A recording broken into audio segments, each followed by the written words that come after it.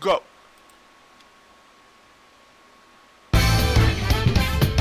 Howdy everybody, and welcome back to another edition of the Toku Roundup.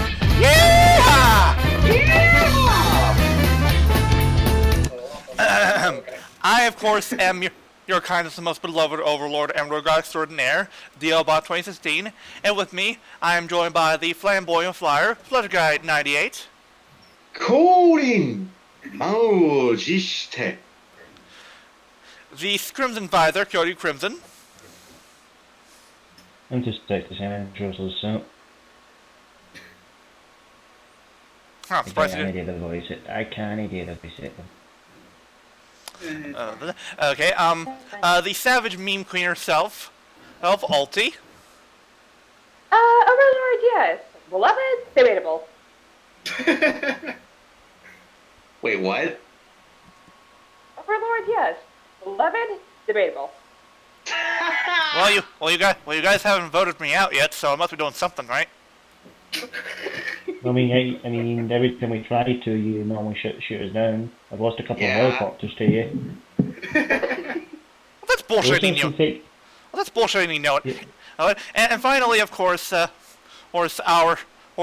savage king, Hiiro. And by the way, this is now version 2 of I Blame Flutter. Oh yes, that's right. Technically, since you did that yesterday.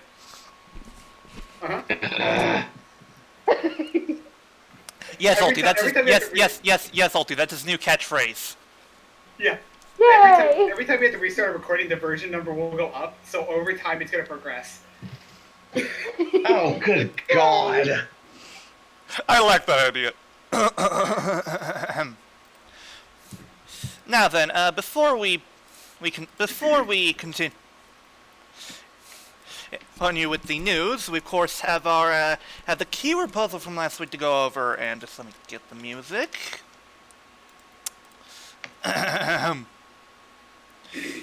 Now just Perfect puzzle. What's the next stage? and last week the answer to the keyword puzzle was Duel up! The glory in the chain. Perfect puzzle. last week it was Mildra's pick, and the answer to the keywords or puzzle was in fact Kamen Rider 5. Oh, God. Alright. I feel disappointed in you guys for not catching that. Wait, Ulti, did you actually figure it out? No, but still, I feel disappointed in you guys. Works for me. I wasn't even here last week. I mean, I have a lot going through my head a lot of the time, so... You haven't been here for how long, Ulti? I'd say at least a month. Yeah. I've been away, okay, but I'm back now. And you're better than ever. She was gone for Better 10 than days. ever, debatable. And you have the habit for making things better. It's got a knack for making things better. Whatever! And I have a knack, yeah. But yeah, a reminder, the keywords were Latin, multiple, and laser. Even though Phi's symbol is Greek. Mildra was the one who gave me the idea for the keyword, so if you want to blame anyone, blame him. Flutter, Yeah, we'll get why it, we'll do know you that. care? Flutter, why do you care? It's all Greek to you. Anyway, of course the Latin part was because of the letter that he had. Multiple because of the fact that, well, there were multiple users of the Phi's gear. And finally, the laser is due to, of course, his finisher. Yeah. And of course the Of course the laser lines that flow throughout his suit and such as that. Yeah, the photon blood. Yeah. Also, technically, if when Phi's ever comes on screen in future Kamen Rider Flight, should we be playing the Jaws theme or Baby Shark? No. No. I have a Baby thing. shark. No! None of that! No. Shame on you. You know, if you mention that song again, you're going to the black hole. Honey, you might be my girlfriend, but I'm still gonna smack you if you do that again. Damn! Yeah, but As a- basically what you're saying, as a trier hero, you know what I'll only, say. that song is I know only what you'll allowed say, when don't it's do it being again. used against me. Yes! Yes. Okay. Fuck it. I'm initiating phase 2 of my experiment. What?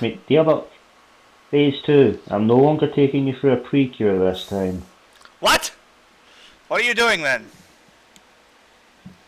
Contract? Contract? No! No! Yeah. No! Yes. Can we save this? Yes. Can we save those shenanigans for off-screen? Thank you. And he dropped. But, whatever. Anyway, enough of the shenanigans. It's time to get to business, cause now it is time for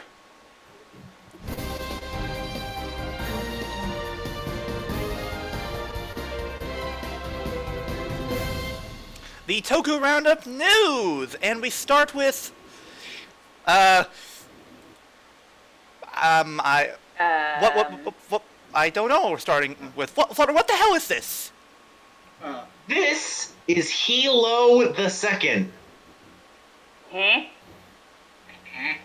Hold on. Let me get a clip.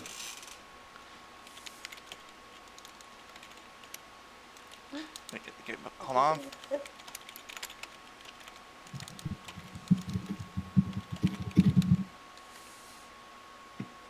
I mean, DL for the clip that you got, I have a clip that I can play as well, so I'll play my first way look for yours.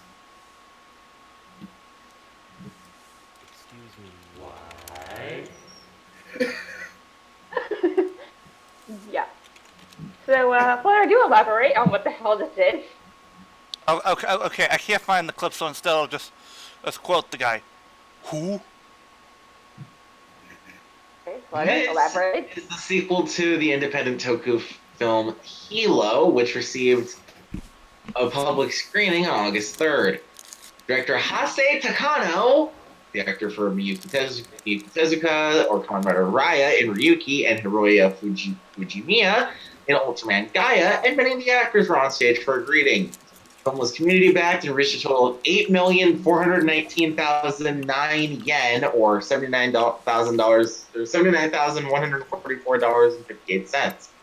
Well past its 3 million yen goal.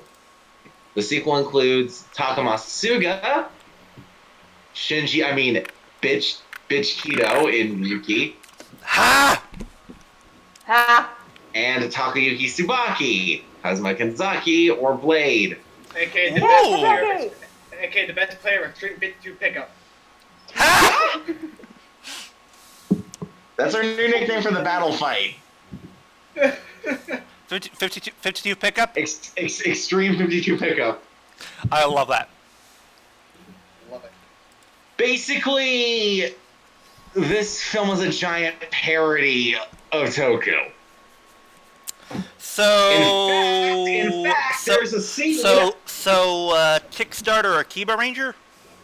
In fact, there's a scene in the first movie where Hasei Takano tries to transform into Raya, but they censor the V buckle Wow. and cut him off. Anyway, let's take this next one. I'll take it. I mean, either she or me can take it, because either way, I'll take the next one, considering voice actors. Excuse me. Yeah, also, excuse me, Hiro, you haven't watched the show, so allow me. Excuse me, princess. Perfect time. Hero, too sweet. Okay. Too sweet. Also, If I may. before we begin, we must ask this question. Friends, why did you sell your soul to the devil? Okay, so we have a Live Man DVD collection announced. So following Goku 5, Shojin Sentai Liveman. Toju Sentai Live, man. This isn't Jetman, Whatever. Ulti. Okay, Yeah, Shojin. They all sound the fucking same. Shojin Sentai Liveman will receive a DVD collection in Japan. Volume 1 will include episodes 1 to 24, while Volume 2 will have episodes 25 to 49. Both collections are a 5-disc set, and each contain a booklet as a first inclusion award. They are priced at 16,500 yen, or $155.11, and will be released on December 4th. I mean, it's not terrible for a set. Also, Red Falcon is best Showa era Red Senshi. Debatable. Debate.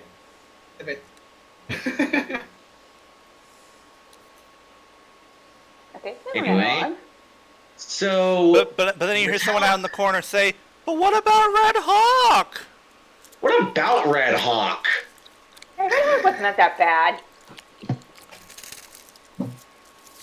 Anyway, Metallic Fan Subs has completed work on the final series worked on by Shotaro Ishinomori before his death in 1998.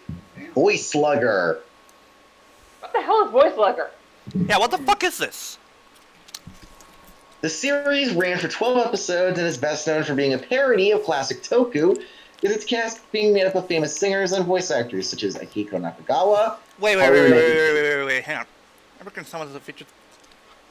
Is that Ichiro Mizuki? Yep, that's Ichiro Mizuki as Voice Slugger, as Gold Lugger. Mm-hmm. Anyway, yeah, And such as Akiko Nakagawa, Haruni Ikezawa, Tomokazu Seki, Takeshi Kusao, aka Trunks, Ichiro Mizuki, Akira Kamiya, Michie Tomizawa, Shinichiro Miki, my boy Sieg, Satomi Korogi, Masami Suzuki, and Shozo Iizuka. Alright then. Hold on, one moment. So, We have hold Future Trunks. it, real quick. So, what was the name of the character that Mizuki plays? Let me Yeah, double that's check. gold though, I believe. Or Voice What? Slugger gold. Let me double check this. Oh God. God damn it! You want to run into that one? Big deal, Voice but Slugger Gold. Right. Yep. yeah, but all I have to say is, after the day I've had, cheers. Oh my gosh. Which, by the way, the Voice Slugger Gold in the series, he isn't the original. Oh? Let's see here. Flutter, do we care at the moment? Where's my give a fuck? Oh wait. The original Voice Slugger Gold was a character named Chaos. Okay. Wait. Hang on.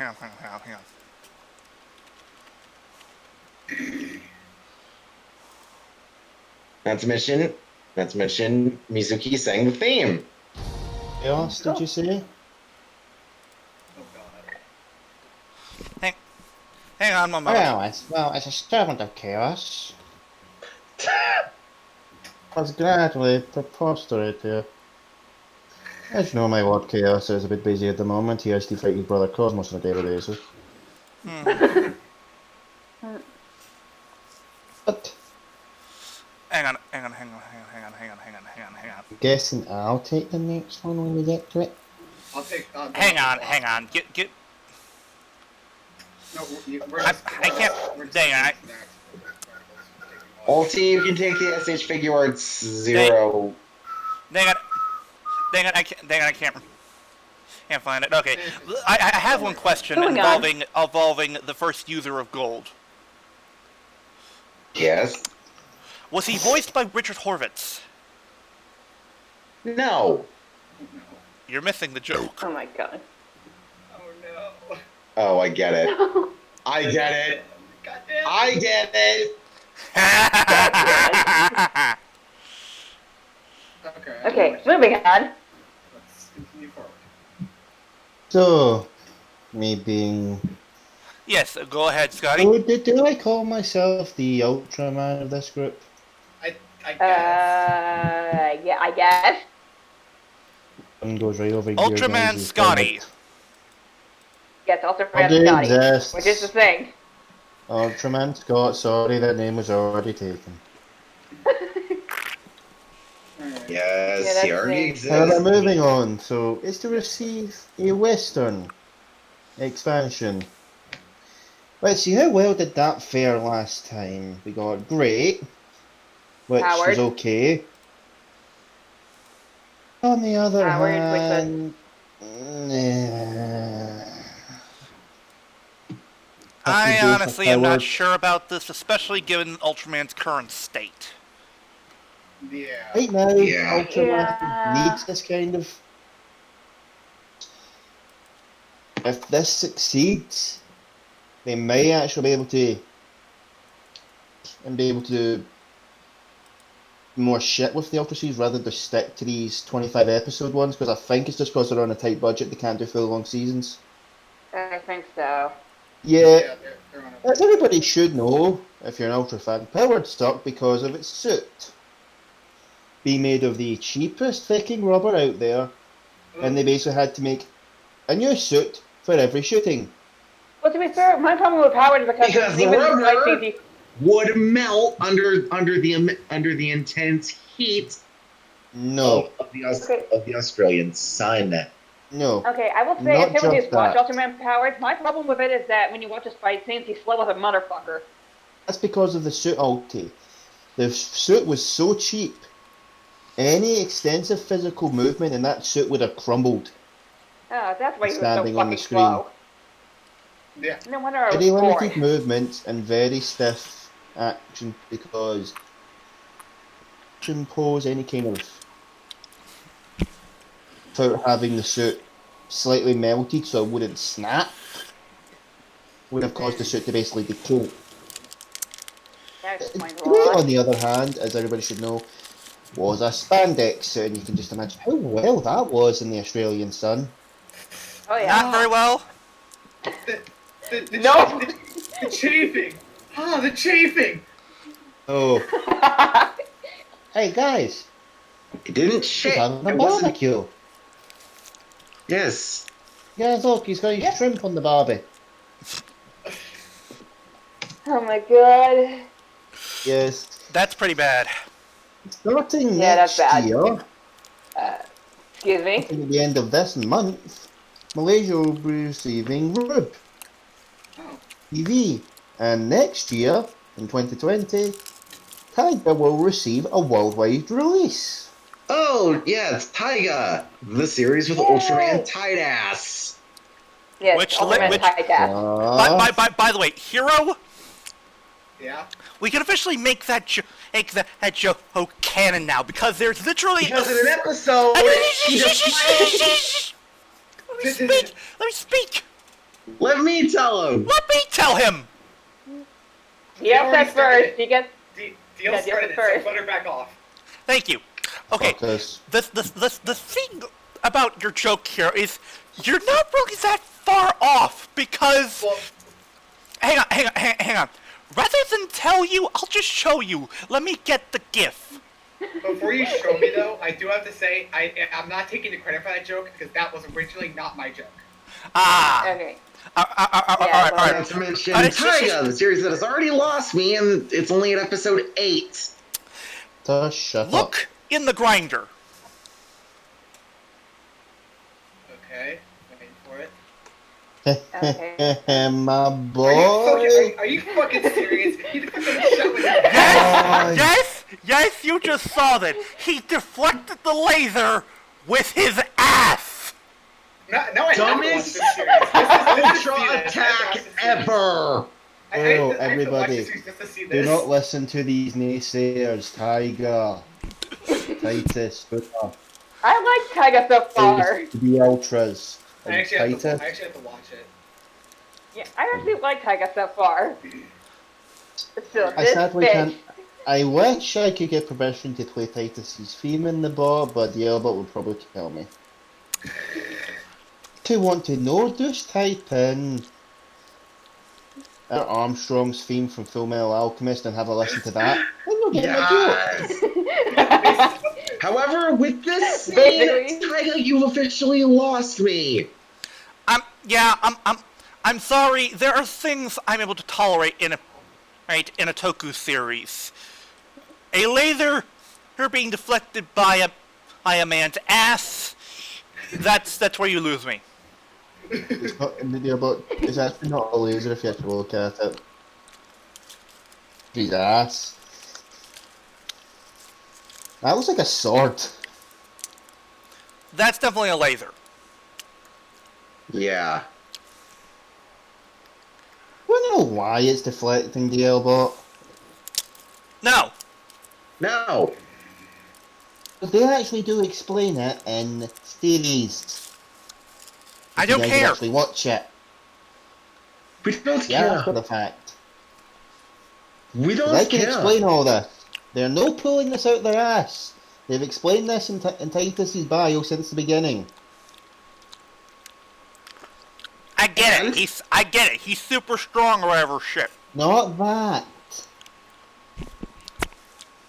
Basically, the suits from U40, they are specifically made for combat situations.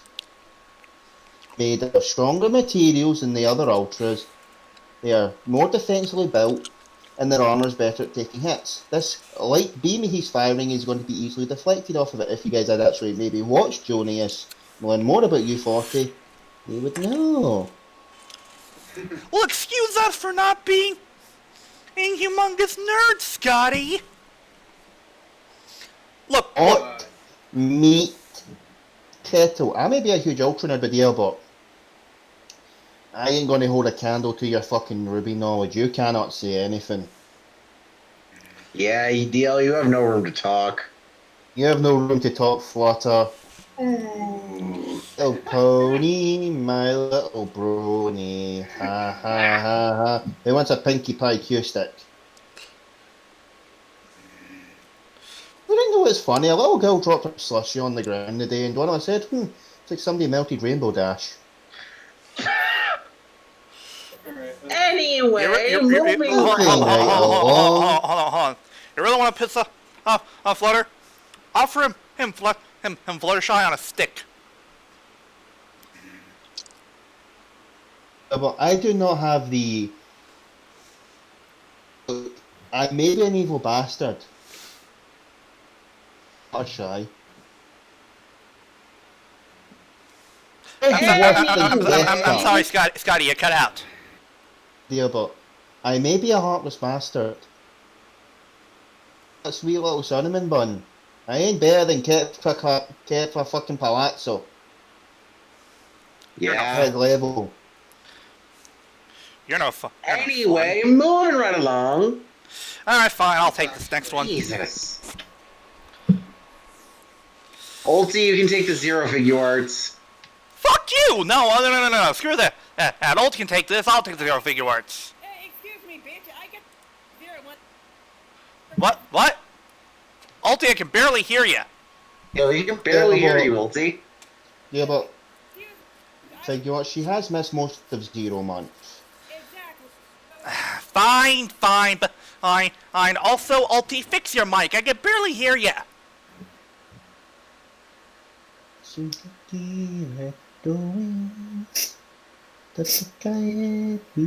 there we go. That should fix it. There.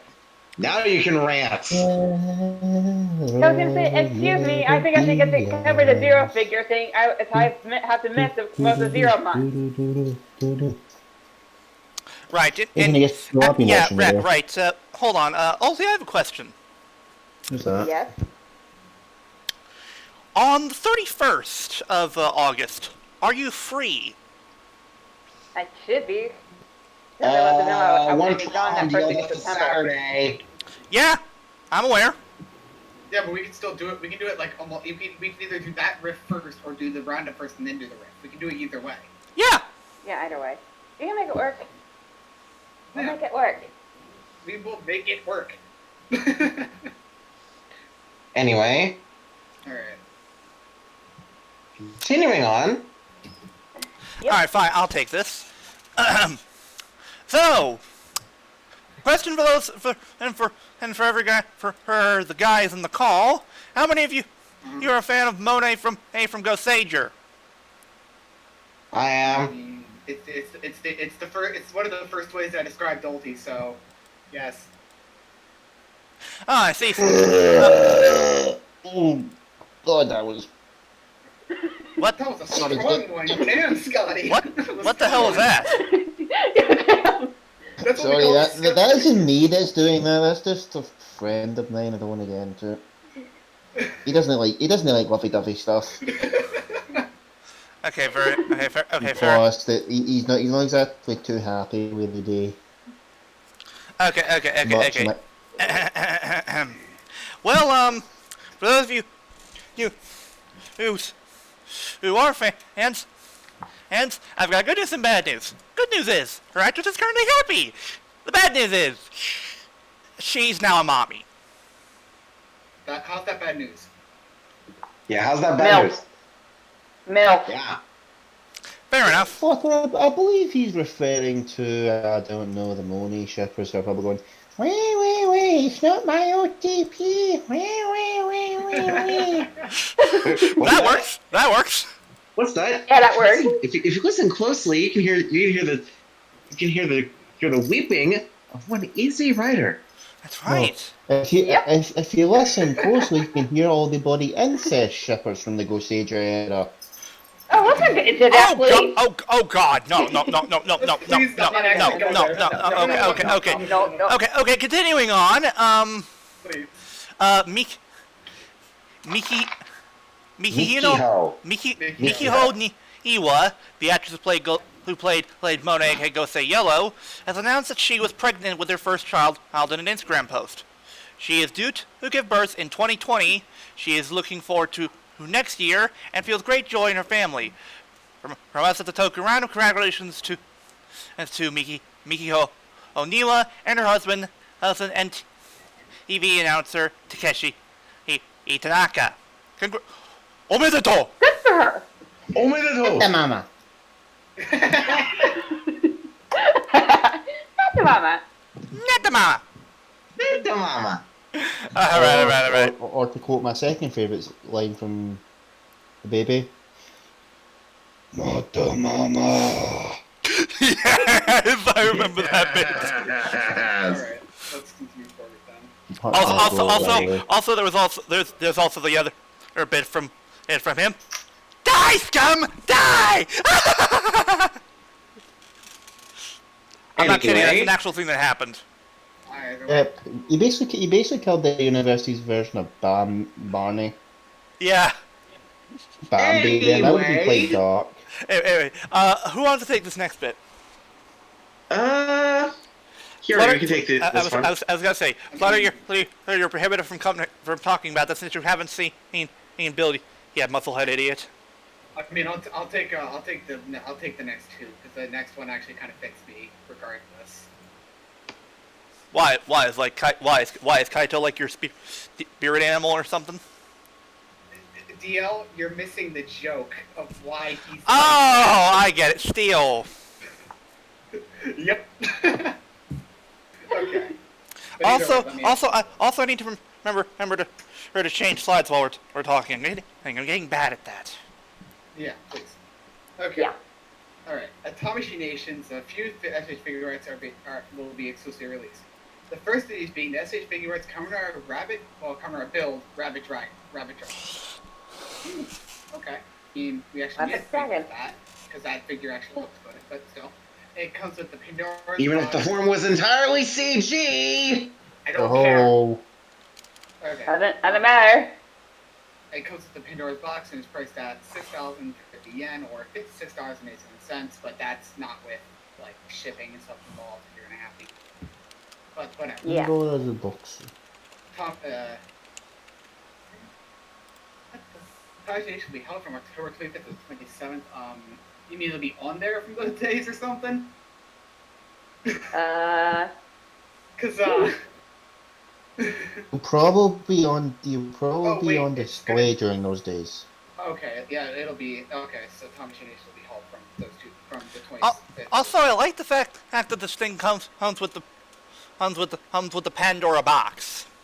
Yeah, because you Yeah. That's you cool. can actually have it for you can actually use it with your Apple figure now.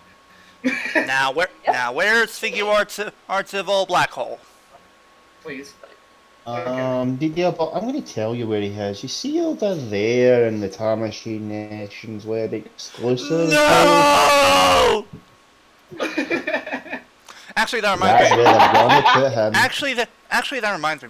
Before we get to the episode discussion, and I have to go grab something. All right. Okay. Then I'll, I think that I know what you're referring to. all right. Then I'll Oh, get to the next thing. So. Is that why I smell burning Flutter? Ah! Ooh. I smell delicious barbecue over in Washington. Oh god, somebody burnt their barbecue in Georgia. I got the I'm bread for done the jokes on anybody in here, because guess what? I may have had a shit day, but I also had a fun day. All right. Let me get. Anyway, Jesus. Moving Let on. me cover my second thing then, and the second of these exclusives, and I hate that they're making this a Tamashii Web exclusive, you fuckers, is SH Figure Arts Shinchoko Say. How much Nations exclusive? Yeah, but still. Yeah, but I can't believe it. I actually said it. I actually said the word. Holy shit! You're learning. But it's for Commodore DN. It comes with the original DN driver and the Neo DN driver. Which, Gold. by the way, fun fact about this, even though it says that on the article, there are no pictures that show him wielding the Neo DN driver.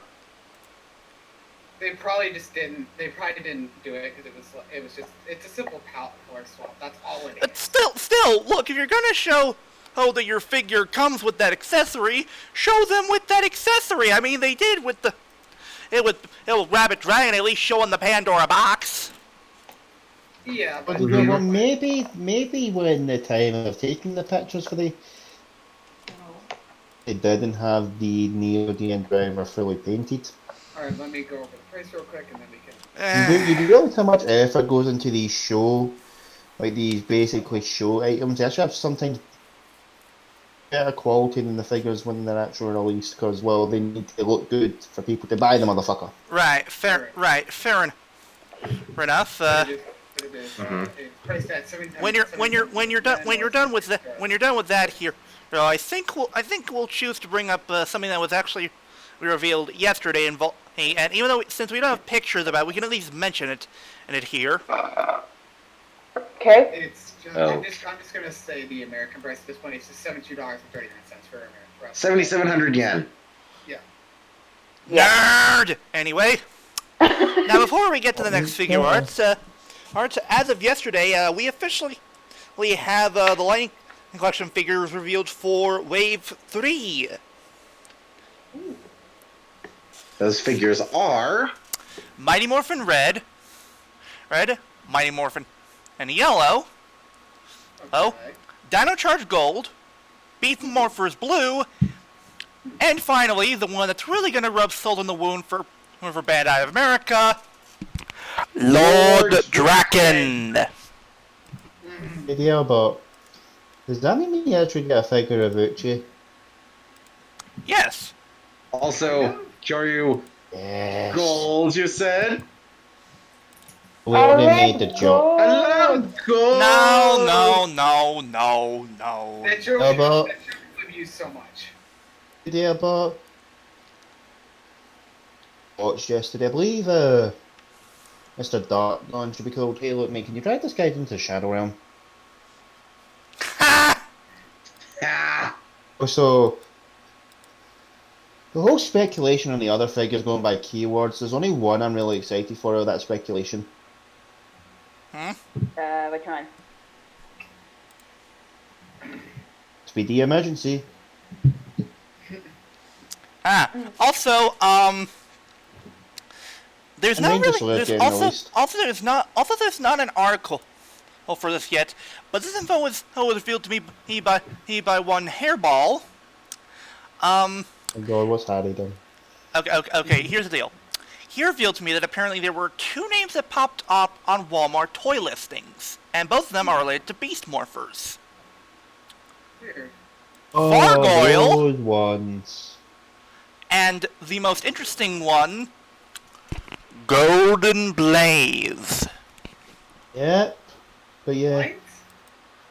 Yeah, Basically, what people are speculating with the Golden Blaze that we're getting enters monster form, and I cannot be more fucking happy.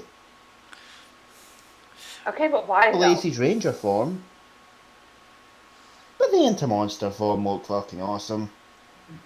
Darkbuster looks People- better. People are basically saying this is basically going to be Blaze getting some of the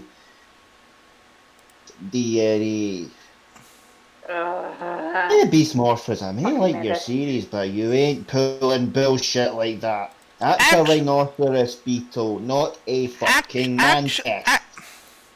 Actually, I think I might know what they're going with Golden Blaze, because I haven't seen the episode, but Yeah. there was a clip involving Fury mode in the most recent and Beast Morphers episode that was released. Well, not over here in the States, but you get what I'm saying. Yeah, But I get the what thing you're saying. was that there was apparently a plot by Roxy to basically turn Devon evil by having him use a Fury Crystal to power up his Fury mode. However, he actually crushed the crystal, and then actually threw the shards at Roxy. And people are speculating that those shards might make Roxy powerful, but they may also, how should I put it, change her color a bit. Yeah, but I want to also point out one thing. What? Technically, the forms that Blaze took on, and there's this whole thing with Cybervillain, Blaze, and Roxy. They are technically parts of Neo City Volt. There, these, if they do use the monster forms, these might be the true forms of the Cybervillains. Ah. And I can see that. if Golden Blaze enters monster form, it probably means that the monster form isn't Vargoyle. And I doubt. We can, if Vargoyle is revealed just to be the Griffizar. I don't think it is. It From the might Dino be. Shop, I you don't think? think it is. It might be the. It might be Voldos. No. Who do you think Vargoyle is, DLBot? Hang on. Let me get something. Imagine what character it could be based off, or is this going to be an original idea from Hasbro? Because, my God, they seem to be actually flying with these things. Here's the thing with Vargoyle, and the thing is, this idea can work because the thing is, this thing already looks like a gargoyle of some kind.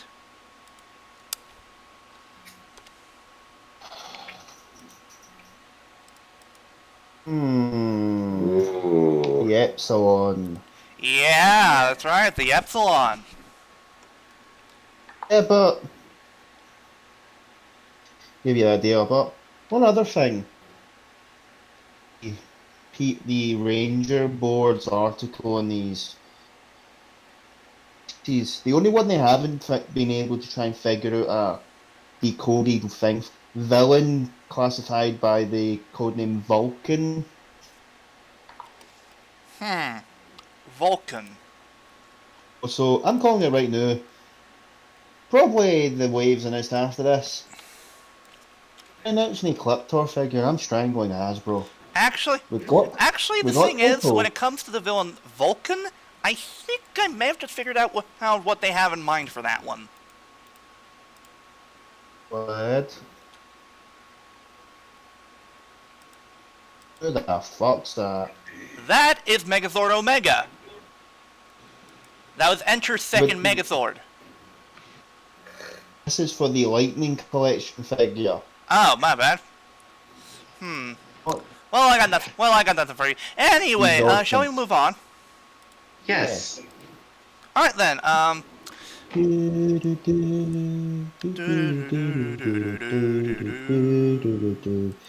This song's been stuck in my head since last fucking night. Thank you, DLBot. Yeah, but would you know how bad? Would you know what my friend did to me today? What? What? Tortured me. We were trying to do a try not to headbang and dance challenge. Oh, that was a bad no. idea. I was That being was so a bad idea. fucking cold. That was a And I said, mistake. okay, I'm gonna be evil. Sight. Oh my god. And I nearly Okay. throttled Okay. the bastard, because he knows what happens when that song comes on. That's good. That's good. All according to I the showed him cocktail. up, and I showed him up and said, okay, I cannot headbang to this, and I didn't. Okay. Next. Okay. So speaking of Ultraman Zero, we Song have came out in the video year right here. 2011. A series Scotty! that's so beloved and Scotty. dear to our hearts. I know I'm going off topic. Not only that, you were interrupting Ulti. And a hero. No, he's fine. He's Not on fine. my end, anyway. He's fine. Okay. So yeah, we have video rights for Ultraman Zero, more specifically for Strong Corona and Luna Miracle. So the first and final exclusive in the video rights Zero is Ultraman Zero Strong Corona and the Luna Miracle set. It is priced at 12,100 yen, or $113.75. And it comes with the Zero lamps and a plethora of interchangeable hands. I'm surprised it isn't including parts for, including like energy versions of Zero's sluggers for his miracle Yeah, I was slugger gonna say- attack. Yeah, I was gonna say, how come they don't have detachable sluggers? And more importantly, why is there no beam attack for the Garnite Buster? Yeah, Dear exactly. about effects parts cost money. And we all know these guys aren't willing to spend money sometimes. Or rather, the case of You've got got to have money. It is My only scary. big problem with this is it is they could've scary made about the this- fact that we were so in sync with that line. Joe, you introduced a Scotsman. Scotsman was about to say something. Why didn't they just make this a free pack and give us Shining? Yeah, what the heck? $5 You give says- us Strong Corona. You give us five- Luna Miracle. $5 says Shining is a premium Bandai exclusive. Yeah. Oh, Premium Bandai. It's like I'll deal about $5 when I go to the Ranger stop in November. Help slam 'em. Honestly, yeah, also fuck Premium Bandai with their overpriced bullshit. Yeah, but other than that, seeing Strong Corona and Luna Miracle at least get some love, considering they're never used by Zero much. Well, Yes, seriously, they're almost never used. well, not quite. Well, I mean, Zero. The only reason why Zero wasn't able to use them in G was because of his bracelet being damaged. Yeah, fair enough. but they were also trying to give us Zero Beyond. Which is not as cool. Yeah, I like Zero Beyond. You shut your damn mouths. I'm sorry, the form is fine, but I prefer Strong Miracle, Strong Corona and Luna Miracle. Sue me. At least he used them in the G movie. And technically, when it comes to Zero Month, we haven't really seen these forms yet. They haven't popped up. We won't see them until we get to the last installment. Mm-hmm. And for those who don't get the joke with these forms, Dyna and Cosmos. Long story short. Speaking of Dinah, We'll What? cover Dyna in a minute. Asuka can hold off. He's only been recently remembered by most of the Ultras because Jeeved and that standing in front of statues of their Ultra forms, and that's quite nice. Anyway, That's nice. so, Zero fans, buy these if you really need them. It's the 2-pack. By the way, I half expect I half expect Ulti to message us saying, "Hey, can you buy these for me?" Guys, what? we've got breaking news. Wait. What is it? Oh. We've got the 0-1 theme. What kind of squeal was that? That was the girliest squeal. That was the girliest squeal I've ever heard in my life, yo. Jesus. The theme for 0-1 is titled Real Cross Eyes. Wait. Real eyes. Okay, I'll admit that's clever. We at least do. Okay, We at okay, least okay. had a teaser. What is it? What is it? Look at the image. Tell me if that man looks familiar. He does. Hold on. Hmm? It's on. I believe it's on the Twitter post. I know who that is. That, my friends,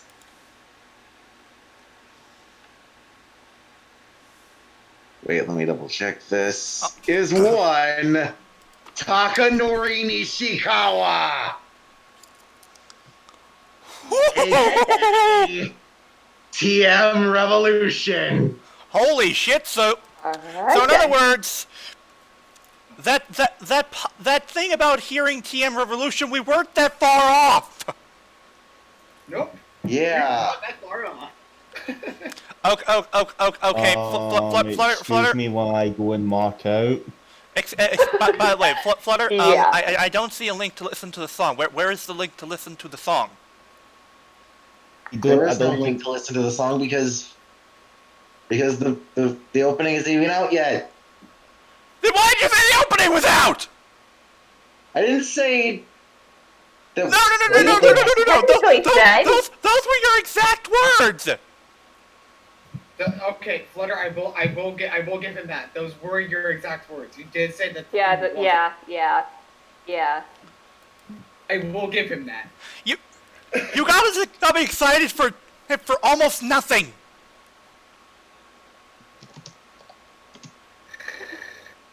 Anyway, No. speaking of, No.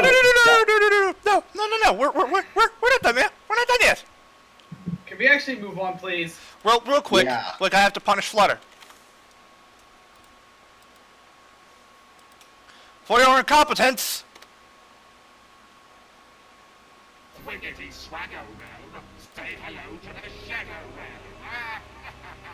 You're banished. Not quite so, because you kind of. Yeah. Don't even give me shit. He deserved it. Yep.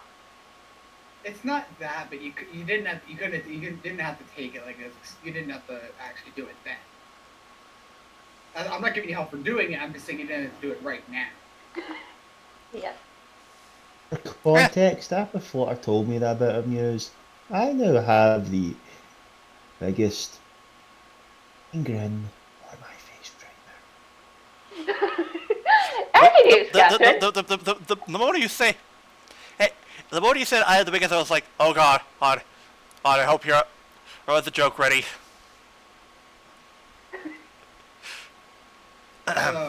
Alright, anyway, moving on, so, who wants to cover this next bit?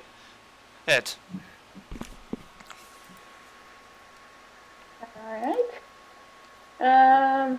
Who hasn't spoken much yet? Me? Okay, Deal, you take it. I personally would have rather done on the other item, but whatever. Actually, Scotty, why don't you take this? I mean, it is Ultimate related, so it does technically count. yeah. Yeah. Yeah, true. Also, welcome back, Flutter. Have you learned your lesson?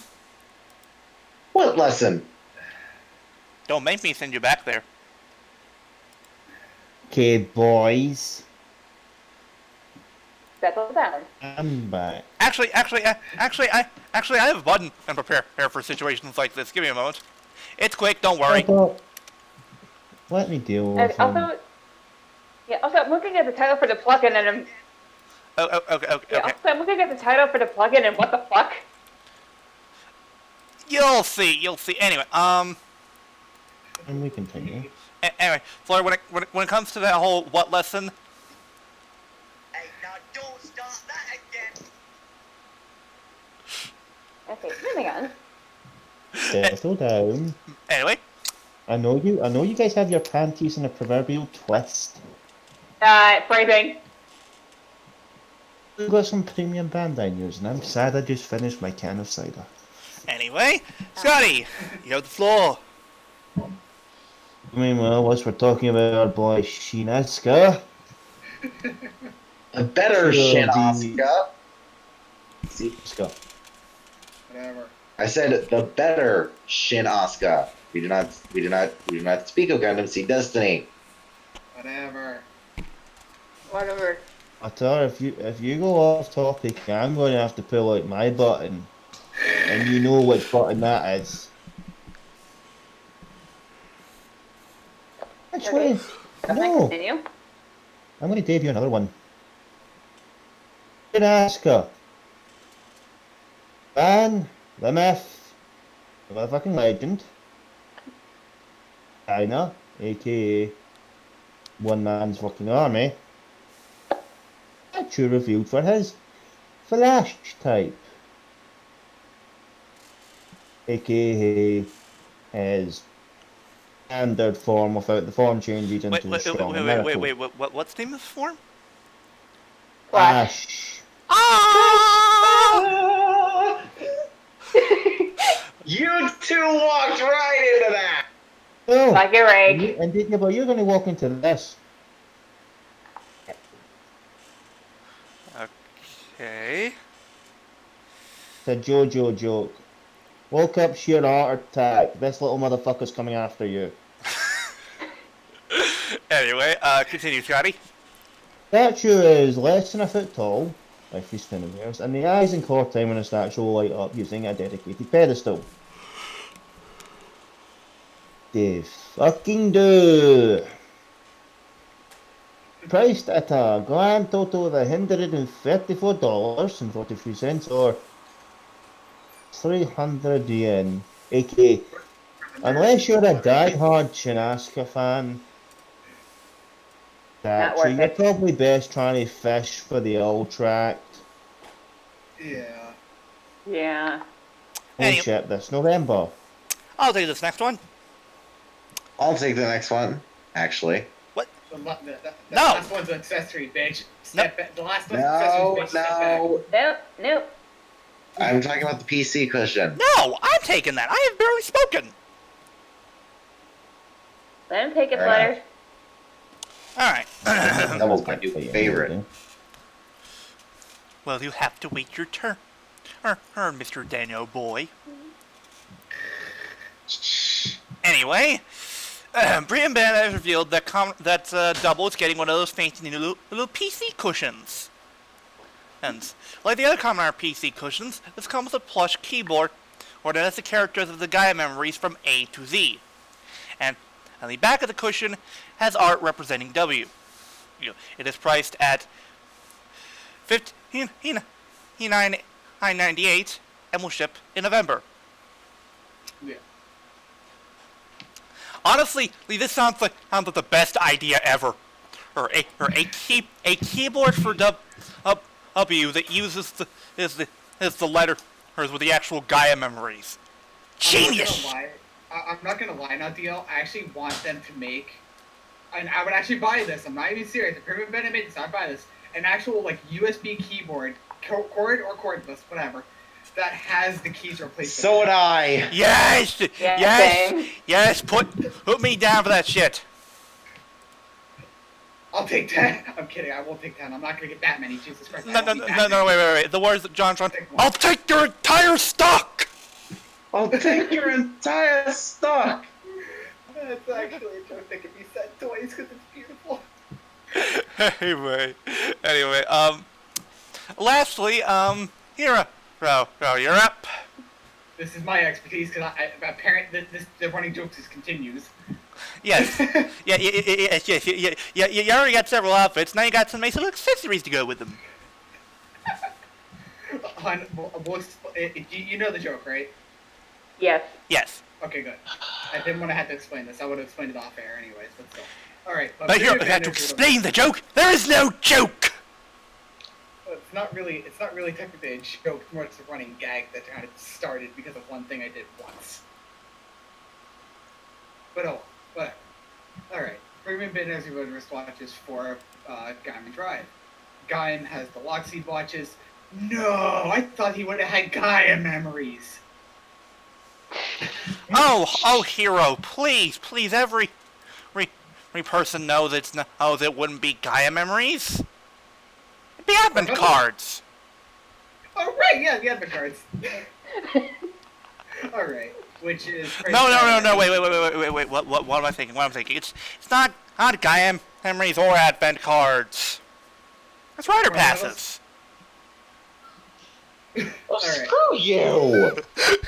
You know, the reason I made that joke was just to piss you off intentionally.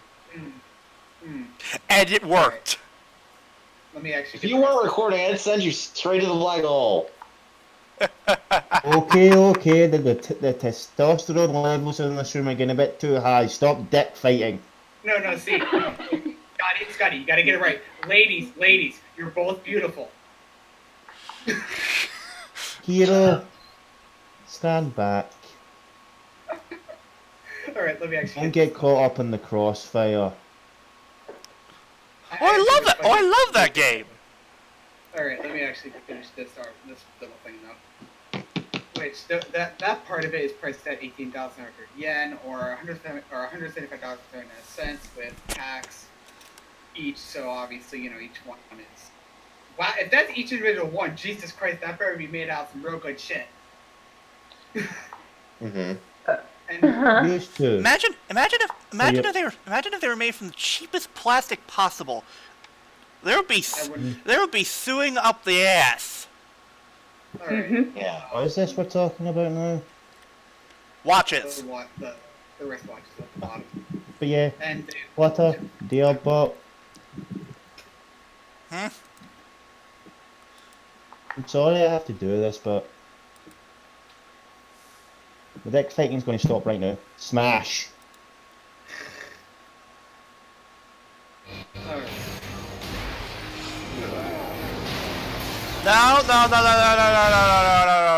No. Scotty, do you want us to get in trouble with Funimation? It's literally just the Yeah, place they can put. They kind of get us for that. I'm not risking it. That's the same as you using the bloody Toku music for doing the streams. Is ZI-O for that? Whatever. Plus, Moving on. we used to use Nintendo music, and you know what they're like with their copyright. Opponents in Funimation and survived. Anyway, Can I finish this now? moving right along. Hey Hero, you can finish. And while Drive has Over there. watches for Drive and Mach, no, he has a watch for himself. No, What? No. which are priced at Mildra! which are priced at 25,000 yen or $237. A gaming monk is here. Tomorrow, Monk. I just had to stop fluttering the about dick fighting. So usual Saturday. Can we let I'm going- can we let Hiiro finish before the next Ice Age? Yes. Can we finish before I start seeking the sun on you? But Hero, didn't you know in Scotland we get no sun, so we ain't coming here.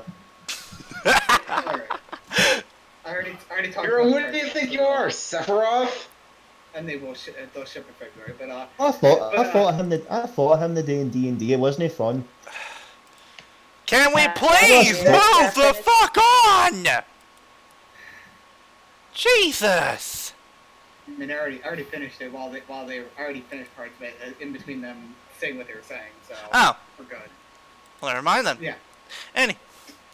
So, with our news out of the way real quickly, which is honestly surprising, then again we have very little news to cover this week. Yeah, this week was very light on the news. I actually, like, when I saw the toy news creep up, I was gonna say something about it, that I was like, holy fuck, this episode's actually gonna be really short. Yeah, this episode is really short than usual, but then again, that's not a bad thing. Anyway, so with that out of the way, we go on to our next segment, because... Superhero time! Starts now! Yep, that's right, it's superhero time, and we start with Kona ZI-O, episode 47, 2019, Missing Watches.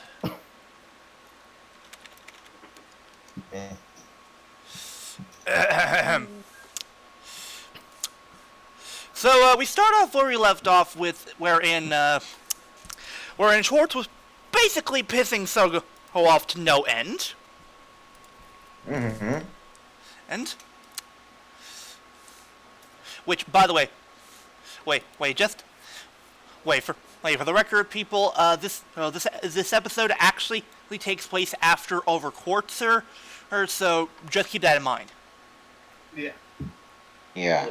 It'll be important later, trust me. Anyway, so yeah, as he mentions how it's basically the end of the world, from out of nowhere the sky wall pops out. What? Like, excuse me, what? Who opened the box? Who opened the box? I built the wall. Sorry. Did none of you watch Seven? You don't open the box. Monk, well played. To sleep. Sweet. Anyway, but yeah, the sky wall pops out and starts separating Japan, and unfortunately, Smash and Guardians show up and start attacking. Not just the sky wall, but also Fudo Tower. Later, we're getting ahead of ourselves. Jesus. Sorry. Impatient. And Pony. Damn it. Flutter, keep your pants on.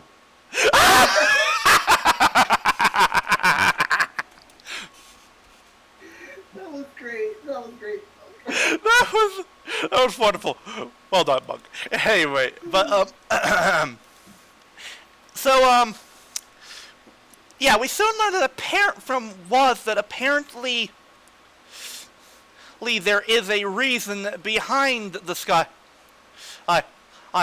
all showing up, and unfortunately that's where we also see, the build watch, it suddenly cracked.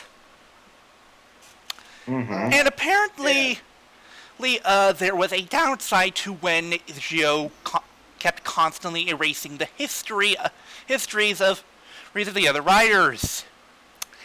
He removed them, but the enemies, they still showed up. I mean, DL, considering the whole Yeah. Watch cracked version, can you smell that? I smell premium Bandai. I do too.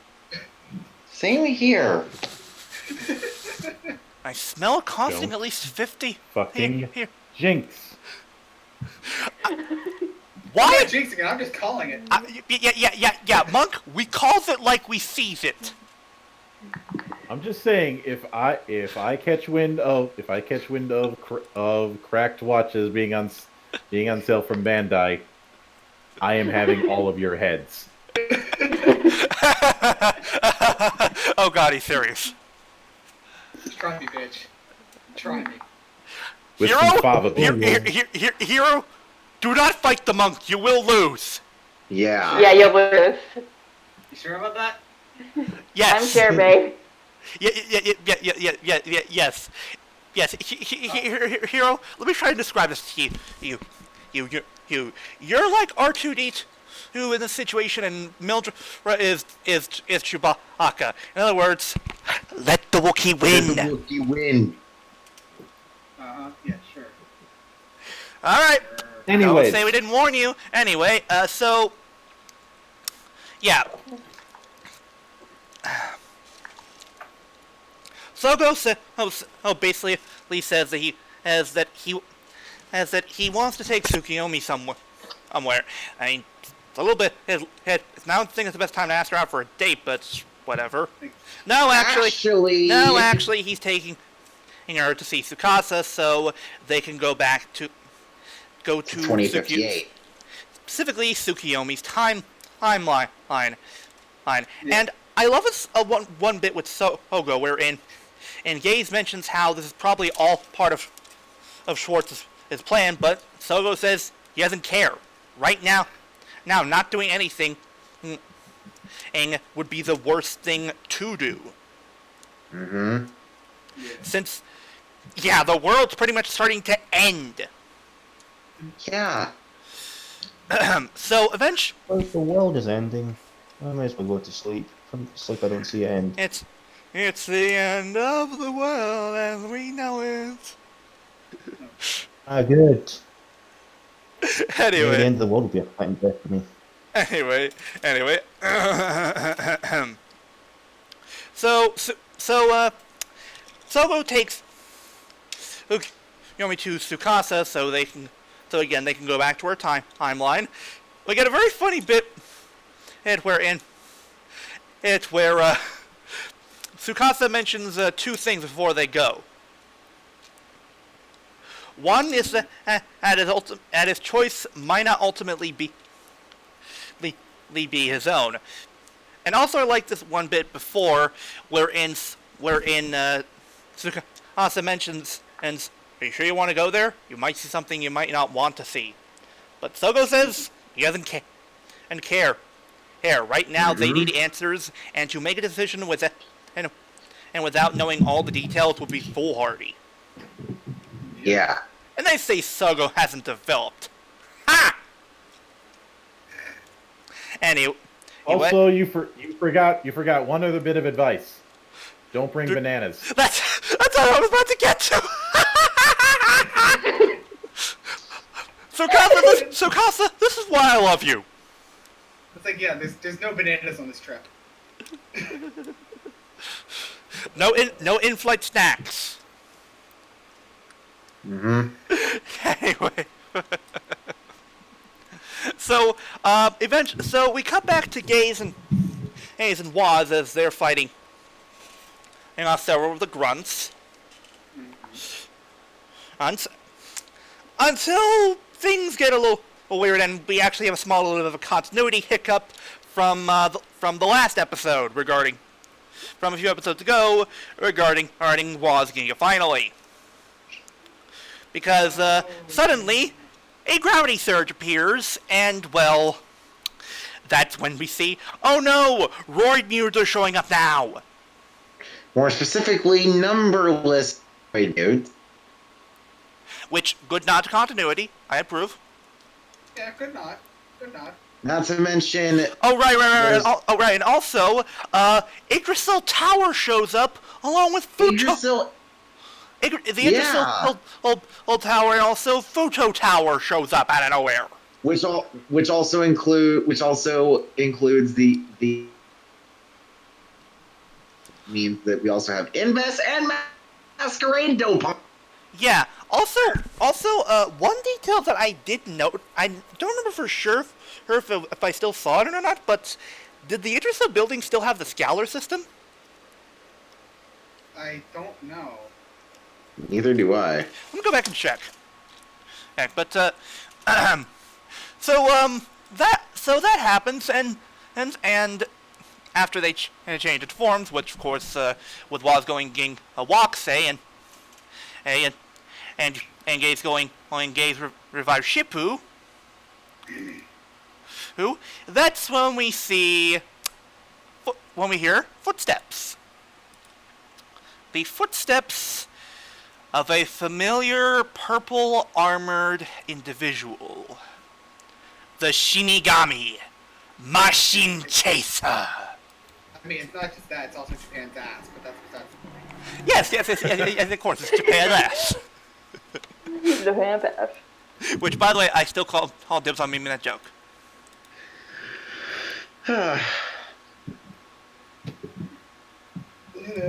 But real quick, I want to mention the fact that, well, it's a little annoying that Waz Ginga will be affected by the gravity surge, given how in the previous episode involving another drive, it stated he was immune to the gravity surge.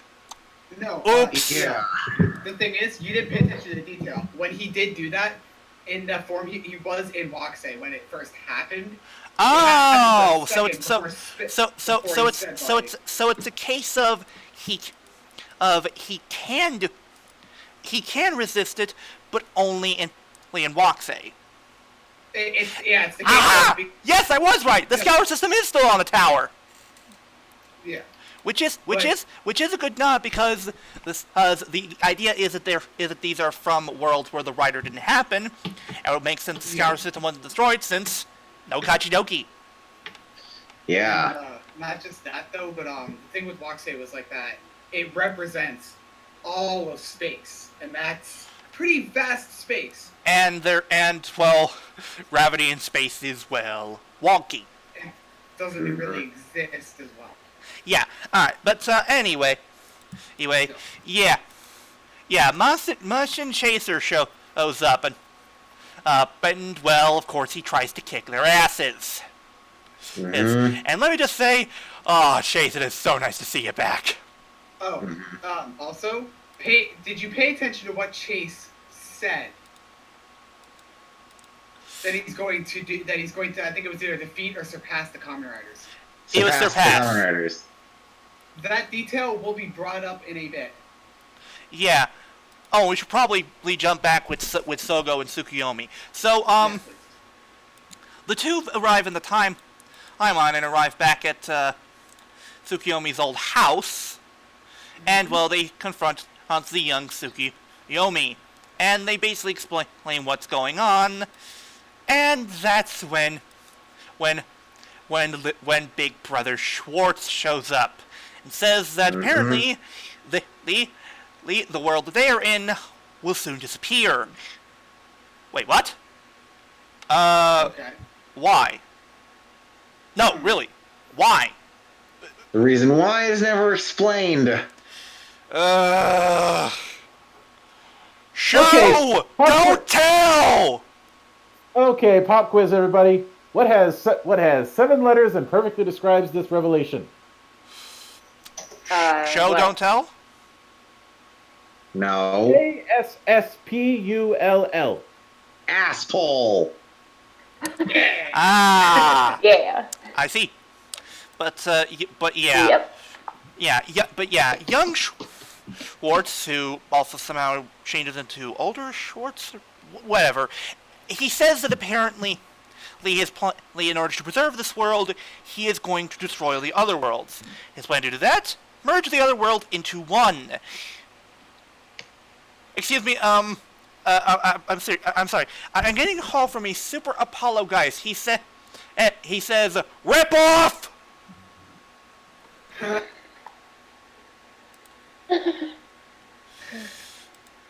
Yeah. I understand what they're trying to go for with this, but this doesn't really make much sense. Yeah. God damn it, Hiiro. Anyway, Yeah. wait, so basically what Schwartz believes is that by destroying all the other worlds, his world will survive. How? Never Yeah. explained. Mm-hmm. Well, allow me to retort. How do you know your war won't just still end up in flames? Yeah. Good question. And I guess they're trying to go for the whole he will sacrifice so many others for his own survival. Oh, also, I love this one bit of exchange of dialogue between Tsukuyomi and Schwartz. She has a bit of dialogue where she says, "You would sacrifice so many others for your own survival. Do you think people will forgive you for that?" And Schwartz retorts, "You speak of morals? When you're the one pointing a gun at a child." I will admit, that's a good exchange of dialogue. I love it because it's showing Tsukuyomi's breaking point. Like, she has had it with this shit. She wants it to end. Yeah. End. And it is clear it is very clear. If Schwartz pushes her enough, she will abandon her morals without hesitation. Oh yeah. Yeah. And baby Schwartz is gonna go cry to Mama because Tsukuyomi beat his ass. However, Soga, and apparently the thing was now the thing is, what I'm understanding from this is that the reason that Schwartz wanted Soga to collect all the watches is because apparently when he basically erased that writer's timeline, it branched off into an alternate timeline wherein the writer didn't exist. Mm-hmm. So in other words, in the words of Cell, multiverse theory's a bitch. And basically by doing that, there are now several worlds, and the Schwartz will combine them all, which will of course destroy. Or by doing so, will destroy each other. Mm-hmm. However, So wow, Schwartz just basically nicked Bagrammon's plan from Cross Wars. huh? Yeah, he did. However, Picked off, before get the the young, world, smash them together, young what do you get? Schwartz, however, before the young Schwartz leaves with Alpina, as I think we should call her that from now on, given that's her Yeah. real name, Mm-hmm. Sogo asks one last question to Schwartz. What if your sister were stronger than you? And Schwartz snaps at him for that. Saying that Yeah. if that did happen, and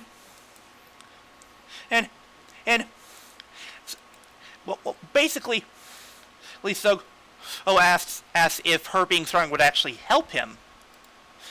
Yeah. But, well, Schwartz then says, no, hell no. And he says if that happened, he would take away her memory and banish her. Which more than likely explains what happened to this Tsukuyomi, or this version of Alpina. So, Oh yeah.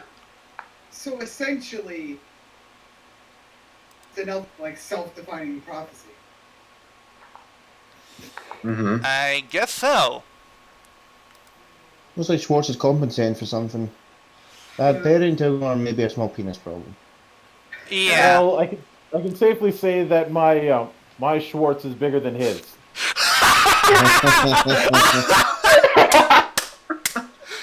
Monk, that joke was perfectly timed! None of you give me any shit for that because somebody already beat me to it in the memes. So precedent has been set. Damn it! Anyway. But the whole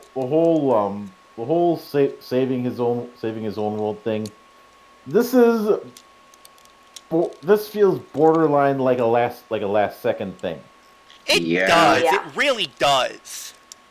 And until I can come up with a better name for this, I'm going to call this the Michi effect. Oh, good God. Okay. Explain. Do you remember my little theory about how I felt Michi was originally supposed to be written near the end? Yeah, irredeemable. Yeah. Until I can come up with a better name, I'm invoking the Michi effect as a rule whenever there's something that feels like it was written in by an outside source, especially regarding villain motivation. That's what this feels like. Okay. Like it was. Right. Well, then, Monk, I ask you this. What do you think was the original plan? Schwartz, this entire time, and I ranted about this last week. This entire time, Schwartz has given off the vibe that he would throw his own mother under the bus if it meant giving him an edge. Yeah. He is very amoral and very ruthless in that regard, as well as very scheming. Mm-hmm. But this whole notion feels like a very, and I think that's something that should have been kept. If you want to do the whole or the world is going to end then it should be that if he had the power, then he could decide what world stays and goes. That should have been where the focus was, not on trying to save his world, because doing that is trying to give him some sort of sympathetic angle that just doesn't fit with the flow that we've had. But you really Right. can't get them. You really can't give a character his sympathy when they have been nothing but cruel and malicious. Yeah. But yeah, This ain't Rancic, is all I'm saying. yeah. Yeah, no. Yeah. And at least with Rancic, it made some sense, given the fact, and the fact that there was a deciding factor in that being that he still cared for Nadira. Yeah. And not only that, in addition, there was evidence supporting this, and how much he loved her in a certain filler episode. Oh, do anyone remember the episode? Yeah, I remember. And there's one other thing I need to bring up. Okay. This whole trying to save the world thing feels very contrary to the Hamlet wannabe shit that they were pulling 2 weeks ago.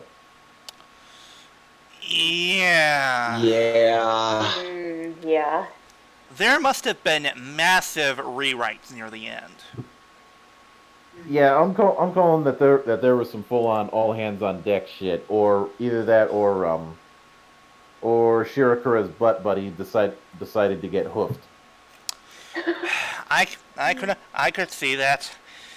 Anyway, we cut back to the whole thing with Waz and or his gaze, wherein Chase kicks their asses hard. However, that's when. However, when Chase explained his origin about how he's an artificial, how he's a worried me that was created by Krim Steinbelt.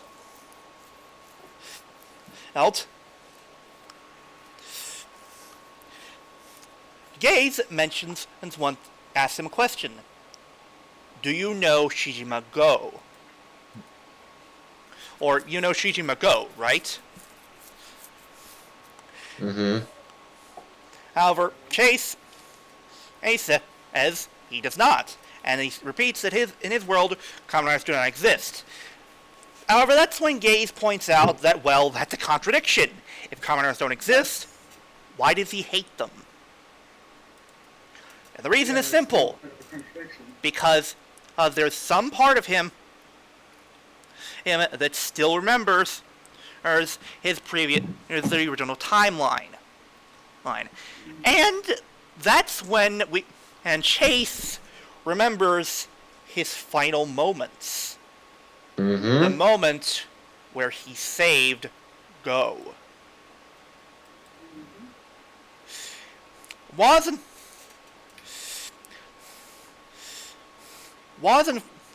Chase is basically holding his head in pain, remembering what happened, and Gaze and Waz use that to, of course, run the fuck away.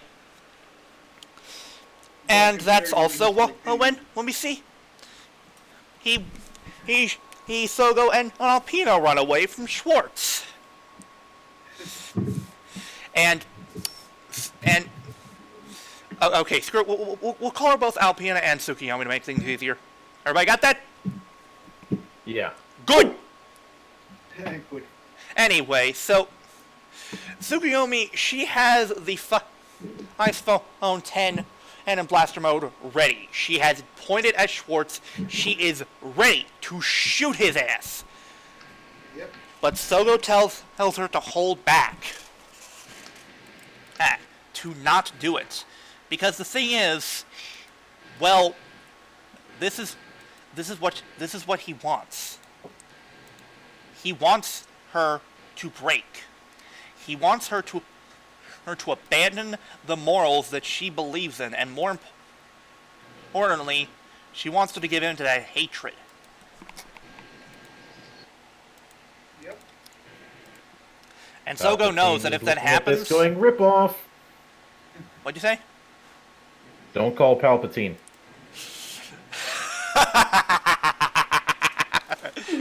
Anyway, but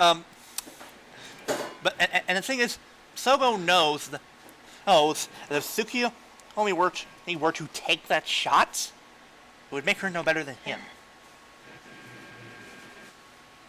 And again, people say that Sogo has not developed. I look at this and just laugh. When she can't bring herself to do it, Schwartz says, even if you are my sister, if you get in my way, yeah, you're gonna die. And that's when Tsukasa steps in and takes the shot meant for Tsukuyomi. Ouch! Ouch. Yeah, ouch. However, that's when Tsukasa gets a last surprise in the form of Kaito showing up to ward Schwartz off.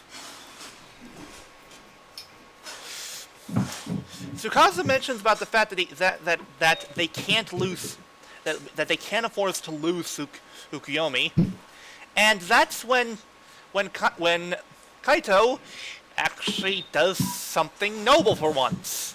He actually uses the another ZI-O 2 ride watch to reverse time. They are reversing time so that Tsukasa will live. So in other words, Tsukasa's been revived from dying. Let's see, how many times is that? 2, 3 times already? Yeah, seems about right. No, wait, 4. We tend to forget had Kamen Tyson. Right. One more, he gets a free Sunday. Yeah. I understood that reference. Yeah. Well played, Mike. Well played. So, real quick though, back with Gaze and Schwartz. I'm sorry, Gaze and Waz, but anyway, Waz mentions the whole thing about how the enemies are coming from the timelines that didn't have riders that were created because Sogo erased the history of the riders. Which, by the way, I'm gonna. One nitpick I had to make about that, in the first half of that sort of thing with enemies still existing when riders are erased. Yeah, that wasn't a thing. I remember in several instances, in clips where we saw riders lose their powers. Not only did they lose their powers, the enemy they fought disappeared. Yeah. Hell, they highlighted that in particular with Forze. Yep. I am definitely agreeing with Monk. This is definitely a rewrite. And unfortunately, things have gotten even worse because now freaking mirror monsters are showing. Freaking mirror monsters are showing up. In fact, we had small cameos from Darkwing and Drag Blacker. Yeah. And now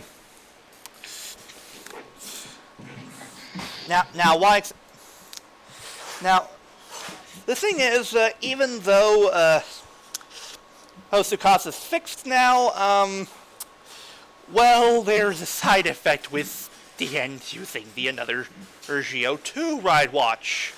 Apparently, the thing is even if you only use the power briefly, yeah, you still are forced to transform into the another rider. And thus, Kaito turns into another ZI-O 2. And with time reverse, this scene gives us the debut of a new form for Tsukasa. Not yet. Not yet. Tsukasa's trying to fight off Kaito as another ZI-O too, and that's when he asks the weird thing of Sogo to give him his ride watch. No, not the ZI-O ride watch, the Decade ride watch. Yeah. And when he Power-up that they've only used, like, what, twice in the series? 3 times, but who's counting? Yeah. But anyway, however, strangely enough, when he activates the ride watch, he suddenly regains the ZI-O Deca driver, and of course, the cards. And well, Kaito asks how the hell he was able to do that. Turns out Tsukasa's a bit of a sneaky bastard. Mm-hmm. He knew that something like this might happen with him losing the power to the whole time Gacker shit. Thus, he put half his power into the Decade ride watch. Yeah. Clever bastard. Clever? You clever bastard. Well played, Tsukasa. However, the thing is now that even though he only has half of his strength, he's got a new toy to show off. As he pulls from the ride booker a ZI-O card. The ZI-O card. And thus, we see the Tsukasa change into Kamen Rider ZI-O. Well, Decade ZI-O form, Well, but... whatever! Honestly, and the thing is, before anyone calls bullshit, when you think about it, it makes sense. Because the thing is, the source of force that basically gave Decade his powers back was from ZI-O. So it makes sense that he would gain a ZI-O ride card as a byproduct of that power transfer. Hmm. And of course, there's one of the. You don't even need to bring that up because there's one thing that people kind of forget about that front. what is it? What is Decade's title? Destroyer of Worlds? Exactly. Whenever, so it always made sense to me that he would have the. If you know the enemy and know yourself, you need not fear the outcome of 100 battles. In that regard, it makes perfect sense that he's always able to copy people. Yeah. So, in other words, what you're saying is he always had the ZI-O card on him, he just never used it. As long Never had a reason. never really had a reason to. Yeah. Ah, that makes sense. Anyway, what follows is a pretty damn cool two-on-one fight between Grand ZI-O and, of course, Decade ZI-O. Wherein Sogo as Grand ZI-O pulls out a few super form weapons, starting with the Zanbat sword, the Body Zung sword, and finally the trailer cannon. Mm-hmm. Well, 2 of them are final form weapons, only 1 super form. Technically, he uses the trailer cannon in Trideron form.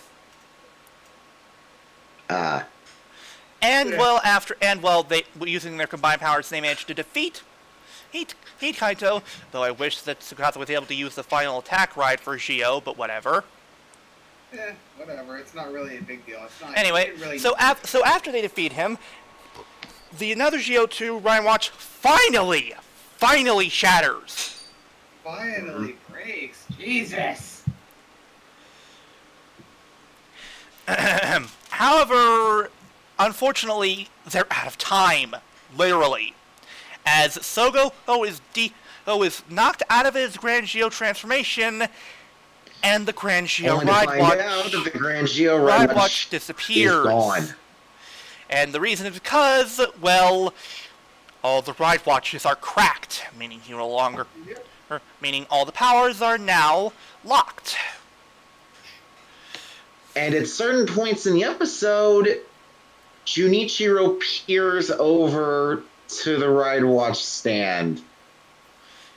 Which means it's clear he's starting to figure things out. And thus as the episode ends, we see that they are completely surrounded by enemies up the wazoo. In the as masquerade dopants, yummies, yummies, greeds, Makamo. Oh, mirror monsters. There's all hell's breaking loose. Yeah. Or as it's known in New York, Monday. New York, Monk, please. It's New Jersey. Yeah. No. I got it wrong both times. It's Detroit. Oh yes, the city that declared bankruptcy. Anyway, but yeah, Decade sees what's going on and says that this world must be destroyed, ending the episode. The next episode preview shows there's a few things happening. First off, Sogo finally reveals to Junichiro that he's a writer. Secondly, Chase is now on our side, given that he attacks Schwartz as another Decade. Yeah. So, of course. And thirdly, we're getting a second rematch between Geo and Oma Geo. Well, it is technically the second rematch, but the thing, yeah. Also, Hosuka and Kaito are trying to ward off the chaos. Mm-hmm. And it looks like Sogo's going to make one final decision to go back to 2068, with Gaze and Waz by his side, to confront Omagio to end this. Yeah. The final battle is at hand.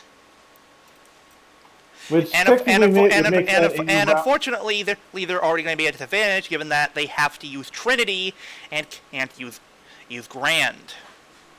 Mm-hmm. Calling it right now, how Waz is going to betray them. Yeah. Maybe.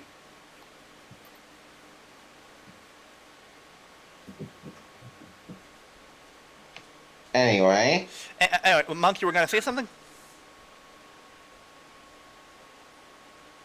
I'd say that'd be round 3. Yes, round 3. Fight! Anyway, This episode... I'm torn. I'm really torn. On one hand, there's some good stuff in here. Like we get some good callbacks to Decade. We get to see Chase come back. It really does feel like they're building up the finale. But the whole thing with Schwartz and such just... it's frustrating. I can't give this an A. C-, and that's being generous. I can't bring myself to give this an A. The closest I'm going to give it is a B-. Yeah. I can't give it any higher than that. Something happened here. I don't know what, but it's clear there was some meddling. And that's the worst time for shit like this to happen. Yeah. Like, in the middle of the series, maybe if you have enough time you can fix it, but near the end game... Yeah. Ugh. Yeah, no. It just felt like, come on, like, you could have done this whole thing sooner. Yeah. You just went full Toei. Never go full Toei, man.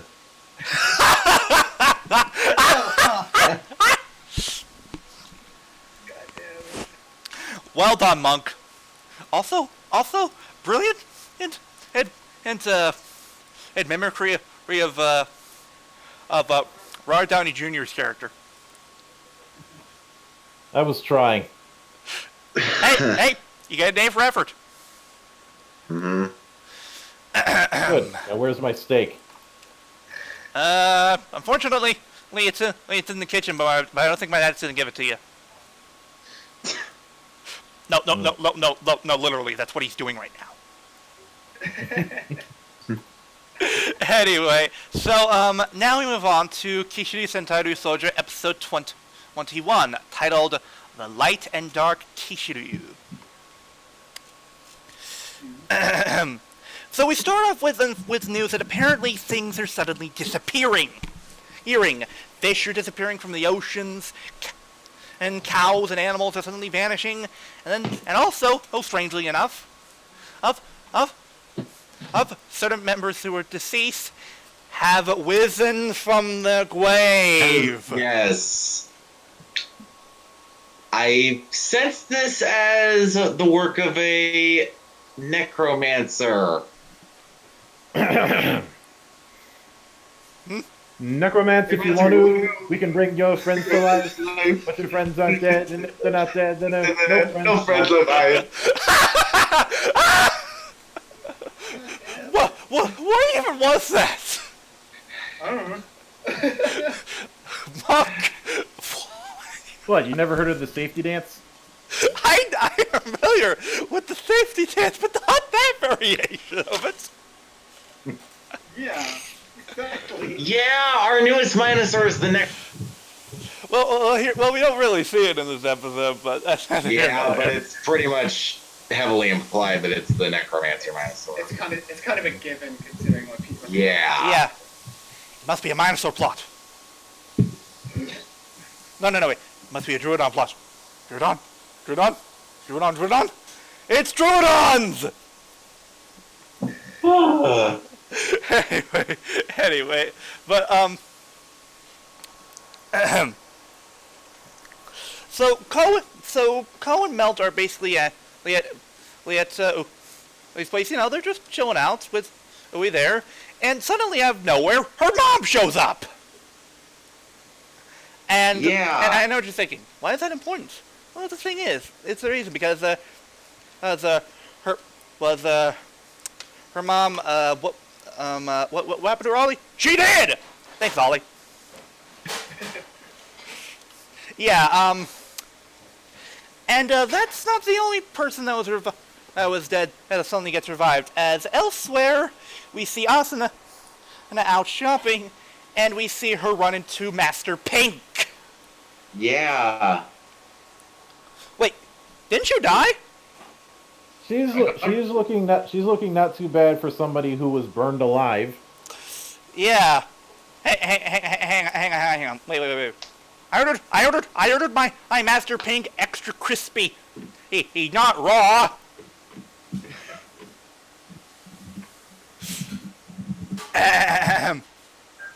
But yeah, again, didn't you die? She got better. That joke never gets old. Anyway, but elsewhere with Bomba. Elsewhere with Crayon. He's just, walking around as usual, and suddenly, he runs into Professor B. I mean, Tank Joe. Yeah. Yeah, he's back now too. Mm-hmm. Oh, also we should probably mention that earlier, Kanalo went to investigate the whole thing with the fish appearing because Mosarex told him to, and he also came across some sort of raptor-like Kishiryu, but that will come to play later. Anyway, but yeah. Well, a raptor-like Kishiryu that can fire supermassive black holes. Oh yeah, that's right. That's right. He actually showed that off when he showed up. Yeah. But yeah, Tank Joe's back, and unfortunately, target practice just came to him in the form of Banba and Toa. Yeah. And Crayon actually gives some helpful advice to Tank Joe that he uses quite well. He fires those little cannonballs from before, which Toa and Banba slice up. Since, well, they know that old song and dance. That's not gonna work twice. The thing is, it's not the cannonballs that was a problem. It's what was inside of them, because suddenly, when they try to unleash their attacks and set off a spark, the whole area around them explodes. Volcanic gas. Yeah. Yikes. Which, okay, I won't lie, that's pretty genius. Yeah. Damn it, Tank Joe! Oh, why aren't you still around? No, instead we've got to deal with the somebody who belongs in Las Vegas and not Tokyo. Wait, no, wait. Hold on. No, scratch that. Instead, we have to deal with Flutter's spirit animal. I mean, DL, you're not wrong. I know. Oh, we also forgot to mention something involving Toa and Banba. Oh, right. Explain away the Geisorg armor. Which I know that Flutter himself is very annoyed by, but honestly, I'm more intrigued to see what they do. Ryusoulger, no! You do not get to do this! You do not get to reveal that the Geisorg armor was originally made by the fucking Ryusoul tribe! No! Okay, back the fuck up. Okay, Flutter, let me ask you this. Why is it a problem? Why would you reveal that, of all things, this late? Not to mention... because they hadn't encountered Geisorg until then. Okay, Mr. Smarty Pants, if you're so smart, when do you think they should have revealed it? When Geisorg was revealed in the series? Here's the thing... You really think that they'd be... Flutter, I want you to think this through. First off, you're expecting them to drop that exposition when in a scene where that was clearly meant to show that Y0 isn't the top dog that he thinks he is. And second, if you wanted to be revealed back then we're talking all the way back to Psychial Battle. Yeah.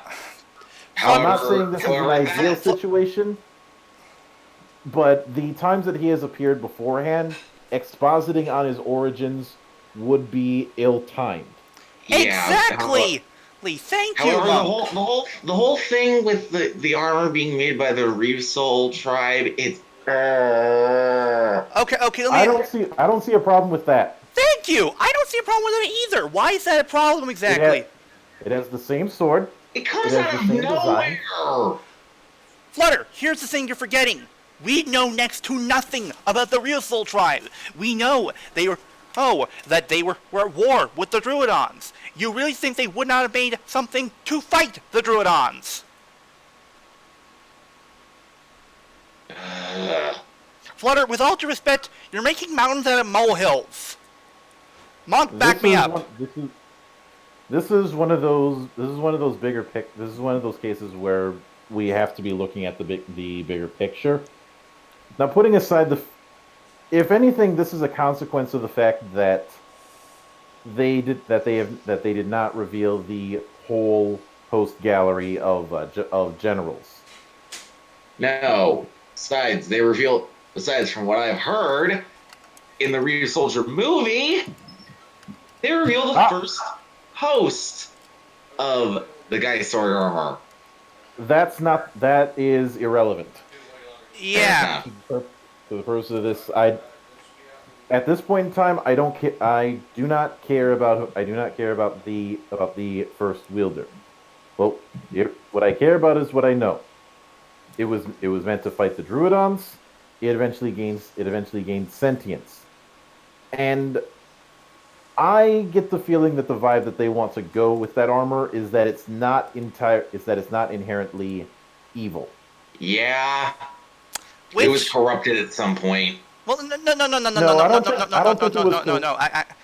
Here's the thing. I don't think it was corrupted. That's a cheap exit. Yeah. The thing is, Flutter. When you get down to it, even in Psycho Battle, when you get down to the brass tactics, well, even though Geisorg, yes, was attacking Super Sentai, when you boil it down to it, his intention was not malicious. No, it wasn't. He didn't try to hurt any civilians. He wasn't trying to conquer the world or anything. There were no civilians to begin with. You were interrupting me. So, You were interrupting me. Let me finish. Thank you. He wasn't trying to conquer the world, he just wanted a good fight. And that kind of intention, that's not malicious in the slightest. Hell, there have been protagonists in the past whose motivation has been for a good fight. mm-hmm. The fact of the matter is, Flutter, what they're going with here is that the Geissorg armor is not really evil per se. It's mostly based on the circumstances of the situation. And Fair enough. For example, if he was basically offered a chance for a good fight if he sided with the Druidons, he probably would do. He would do it. His goals True. are very simplistic, and they're not malicious either. No. So, yeah, that's basically what this is about. There's no corruption. Yeah, no. And in fact, when you get down to it, in simplistic terms, Geisler is basically a hired gun. True. Like, Well, then there's also what that woman had said about him. That he is lost. yeah, that's right. Looking for some kind of duty. He's effectively a Ronin. Mm-hmm. Yeah. Or if you prefer and don't bring up the memes on this one, but he is a Black Knight. You know, given the vibe that they are going with him, I can totally see that being the comparison. Yeah. But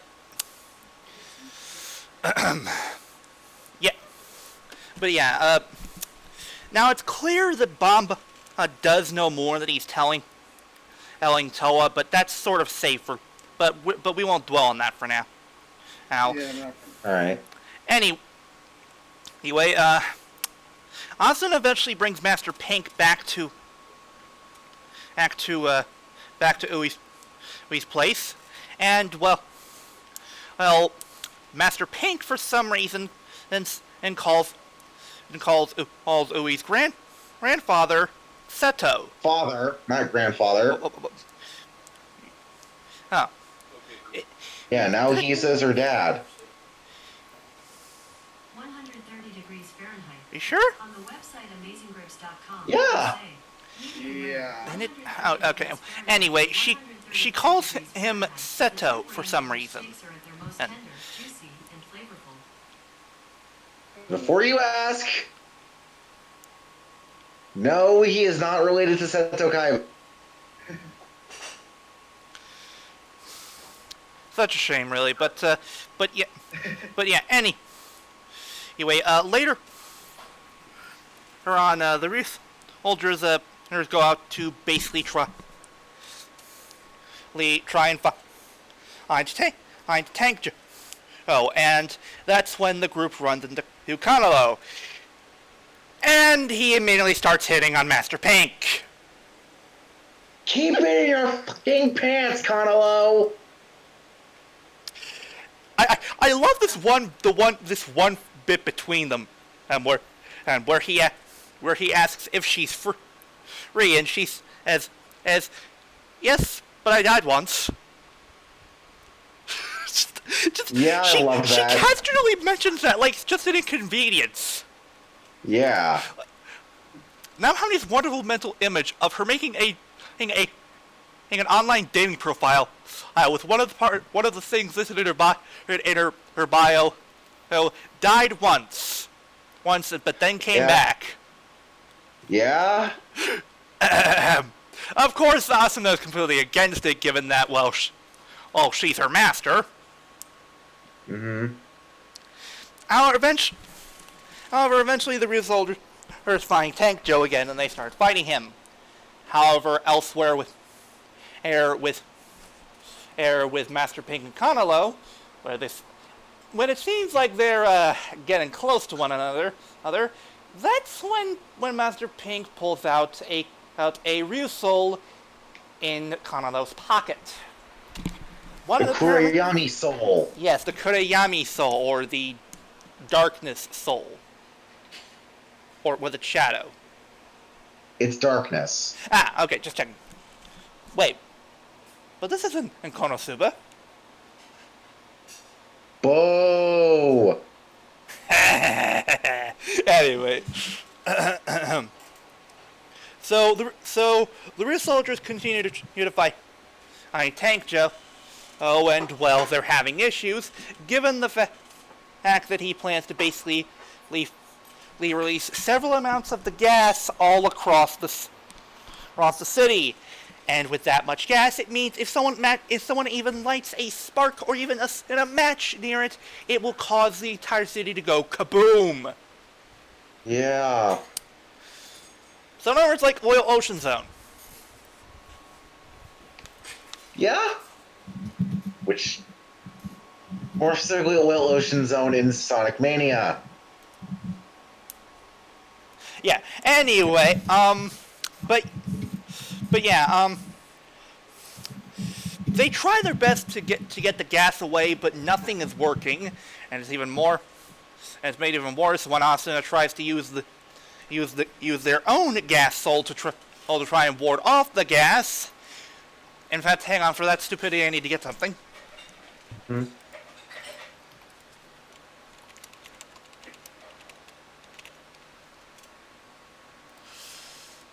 So let me see if I understand this. You tried to fight gas with more gas. You fucking numpty! Thank you, Marty Scroll. Mildra hit the button. DL cut out. The bot cut out actually on my end. Fuck. But All right. I heard it. Oh. Well, in that case, moving on. Cone, you idiot! No, that was Asuna. Oh yeah. Ko right. was trying to actually get it away. It was a soul that involves using wind and such like that. Yeah. However, her help arrives when Master Pink stops Crayon from lighting a match, and she arrives with Kanalo, who then and pulls out the Kurayami sword, and using it, equips the Kurayami armor, and oh my god, that armor looks gorgeous! I know, right? Sparkling black really helps out. It looks great! Yeah. The whole thing, you know what this whole thing looks like? It looks like the armor makes him look like he's from a heavy metal cover. Oh god. Ryusoulger's in a metal band. Oh god, yes! Yes. Ooh, and the lead guitarist is, and to make things better, guest lead guitarist, Torin. Yes.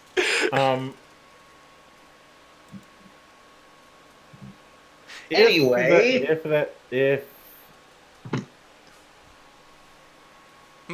Mildra, you were saying? Oh, please! Because of the dinosaur motif, they're not playing metal; they're playing hard rock. Anyway, and he uses the Kurayami armor. Yeah. Wait. Oh, hang on one moment. I need a moment to continue with the analysis. As I need to. Kanalo uses the Kurayami armor to annihilate the gas with a black hole. And of course with the most changer, he can fire black holes while equipping it. And of course, Tank Joe grows big, and then Kanalo uses Mosa Rex with the Kurayami. Now, before we continue, I made a promise when it comes to this armor. Oh no. Oh no, Come I on. know where this is going. Oh, no, come on. No. That's not the right sound of it. You piece of shit. Hang on. Okay, here we go. Hang on. Here we go. Okay, come on. Also, please disregard the music in the background.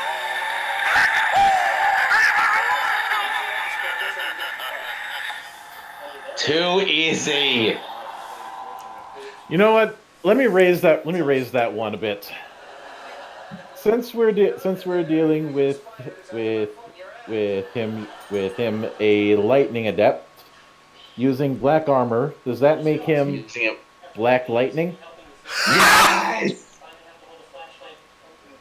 Well done, Mark. Oh, Super Sentai Black Light. Yes.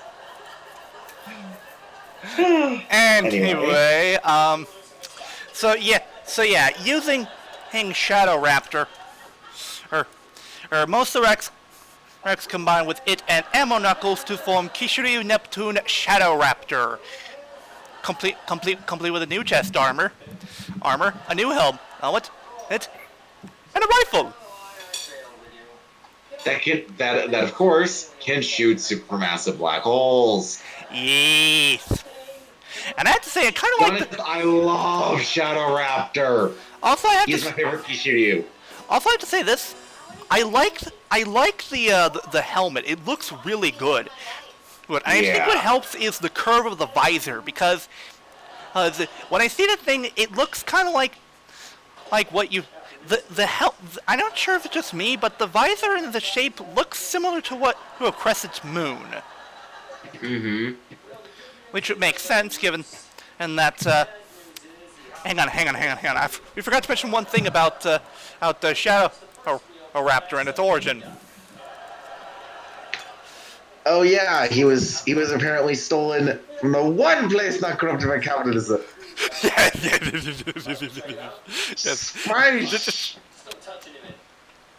If you would be patient, I will get that.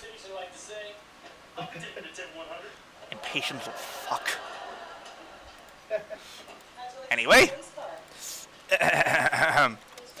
Oh, Mr. Curry. Spikes! Oh, that never gets old. Anyway.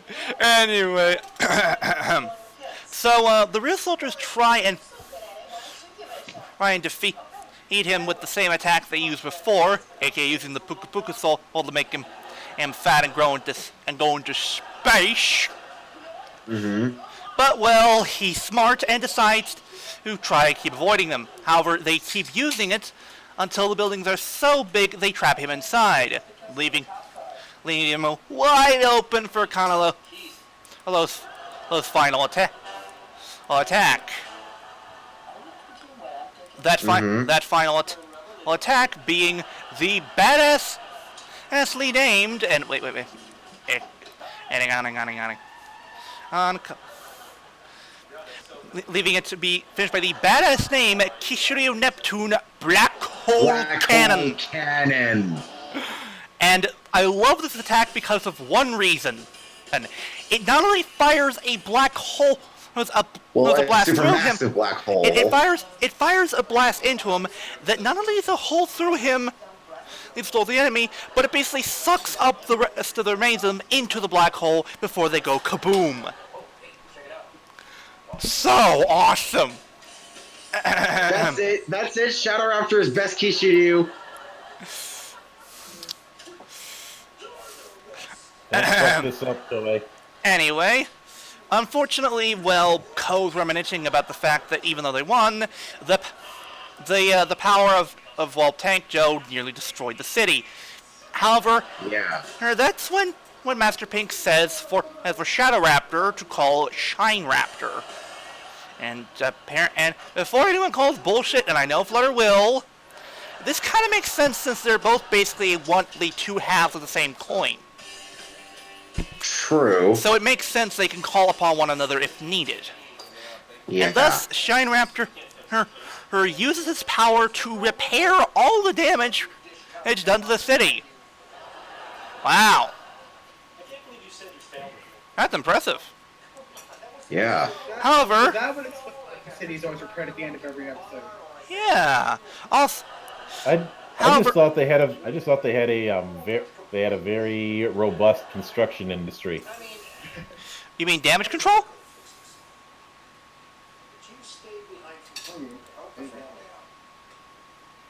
No, construction industry. Much like how we have an abandoned buildings district. anyway, so you kids remember that one hooded man from the opening of Ryusoulger? No? Well, episode 2. Well, no? Well, too bad. We're about to remind you of, because apparently, shock of shocks, he finally reveals himself and pulls off his hood and such. And his name is Seto. Which I have to say, Seto is a bit of an odd name for considering the motif of the series. Yeah. He apparently says he lives between the gap of light and darkness or some bullshit or such. Ow, the edge. But yeah, that's how. I guess because Seto is meant to be based on Set, the Egyptian god of the dead, I believe. Also, let me double check.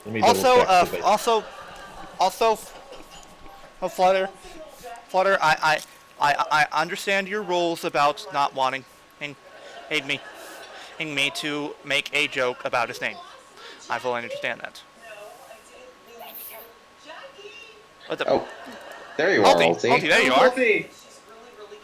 No. Set is the god of war.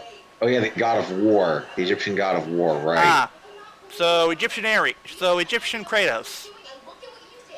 Essentially. No. Oh, okay, but again, Flutter, I will respect your decision to not have me make jokes about this character's name. But screw the rules! I appreciate you. Yeah, I saw that coming. So did I. Yep. You can't even be mad at me for that. I timed that perfectly. Yes, you did. But that sort of ends the episode. And next time, the Ryusoulgers are going to deal with the whole thing about, the dead are still around.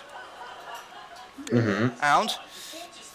And of course we'll get the debut of Hiiro, Cosmoraptor, and of course the Cosmoraptor armor. Yeah, the Cosmo armor for Poe. Yeah. Which, given the finisher, am I the one who's getting Gokaiger flashbacks? No, you're not. No. Yeah, you're not. Yeah, but that's the episode, and again, this is a tough one to pin down. On one hand, this was unique, but on the other hand, it felt like besides Tank Joe coming back, that nothing really happened. Yeah. Yeah. Yeah. I might change my stance on this in a couple of weeks because we're only dealing with half of this story. But for the time being, I'm giving this a C. Same here. Yeah, C. The only thing that's really cool about it is Tank Joe coming back, and of course Shadow Raptor. Yeah. Although I will give an honorable mention for one particular moment. Mostly because I enjoy this running gag from Asuna. We had seeing Master Pink again, and of course a hug. But then we remember, all right, Asuna's crazy strong. And then the All right, I crack, and forgot then we about hear a that crack. bit. Yeah. Yeah. Yeah. That's why later on I had to ask, you move pretty quick for somebody who probably just had spinal surgery. Yeah. Yeah. Oh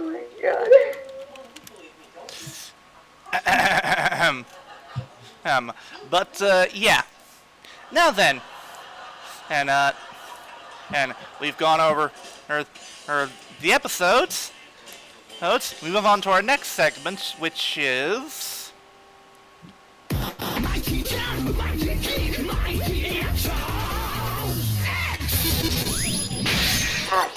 our weekly plugin, and this was Flutter's suggestion, and it is urinating tree. Flutter, you explain this guy. Yeah, please, Well, because what the fuck is Mildra that and I name? both explain him because we're fans of him. Urinating Tree started out years and years ago As Schlosser. Yeah. Then eventually as Fat Man, where he was doing angry reviews in the AVGN style. And then he decided to reinvent himself by covering By shitposting about sports. Yes. He is the reason I have used stuff like the Tank Bowl meme, the Too Good Right Now, and Captain Fat Fuck, leader of men.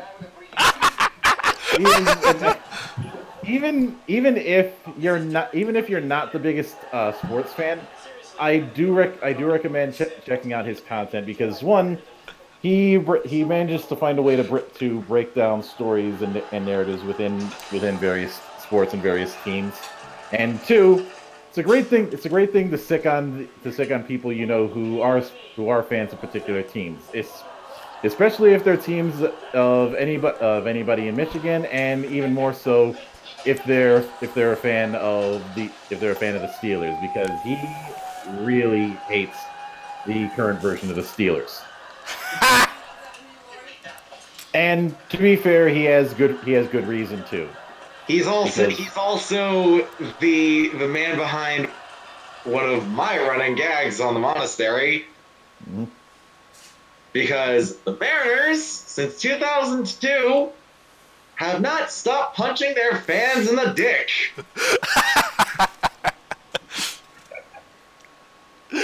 How's it going? And in fact, I inflicted some of that on you, DL, when I brought up that Atlanta does one thing and one thing only: blow leads. Yeah.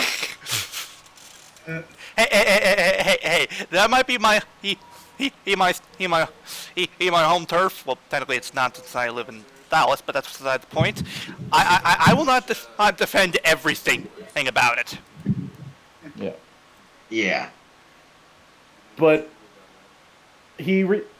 and now is gonna be as good a time as any to get into his stuff because with football season coming on, he is probably going to be doing a return of This Week in Sports Ball and the Haters Guide to the NFL. Mm-hmm. He is not looking forward to the prospect of doing Days of Our Steelers a second season, and in all likelihood, the team that's probably going to get the weekly soap opera treatment is not going to be the Steelers; it's going to be the Raiders. Mm-hmm. It's funny you mention Raiders because I was back at my old middle school. That was actually our mascot. The East Paulding Raiders. And yes, they were pirates.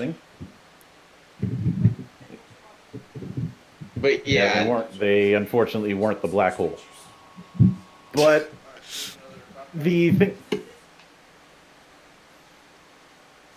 until an official name, if that ends up being the weekly source of drama, and it probably is because Antonio Brown and John Gruden are there. I am tentatively calling it the life and times of the Gruden grinder. Yes. But yeah, he is absolutely hilarious. I've been pushing for the longest time to do a video on the Toronto Maple Leafs. And he says that he wants to because some of the errors that they've had to deal with in the last 50 years are just too juicy to pass up, even if he can't give it a legacy of failure. Because the thing is that in order to qualify for a legacy of failure, you have to have not won a championship. And if you have won a championship, you qualify at a locale. Noted. Yeah. Noted. Anyway. Yeah. The Leafs have one, but that was pre-expansion. Yeah. But yeah, if there are any series of his that I recommend you check out his Locales in Sports series and his Legacy of Failure series.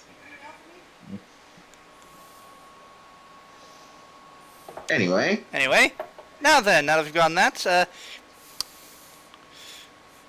it's a little belated, but we got a button to press for the monk. Yep.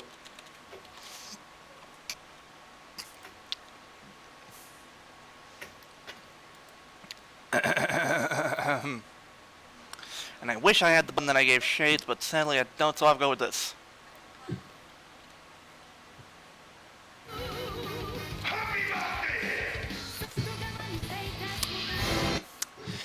Yes, happy birthday, Mildra! Happy birthday! Subarashi! And because of that... Yes, because of that, the monk gets to pick our topic this week, and today's topic is...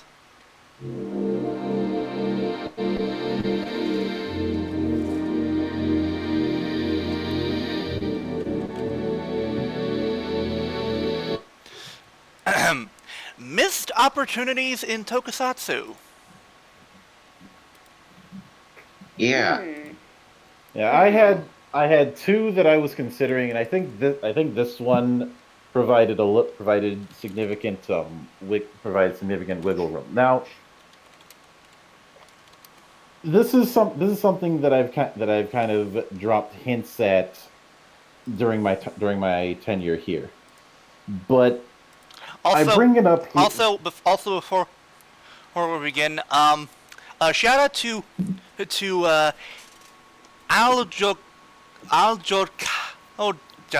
whatever. The artist behind the image we're using here for this beautiful artwork of Fies and Nose standing back to back. Oh yeah, that's cool. That's very freaking cool.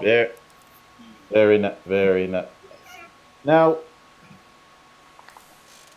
there's been plenty of times where we've seen good ideas go to shit and vice versa. And to this end, I thought, and while I've made my own stances on some of these, I'd be curious as to what the rest of you consider to be missed opportunities that are that can frustrate. And keep in mind, because I say missed opportunities, that does not inherently have to mean that the source material in question is bad. This is more of cases where something was the victim of either a last minute rewrite, of production politics, or anywhere in between. Okay, can I start? Okay.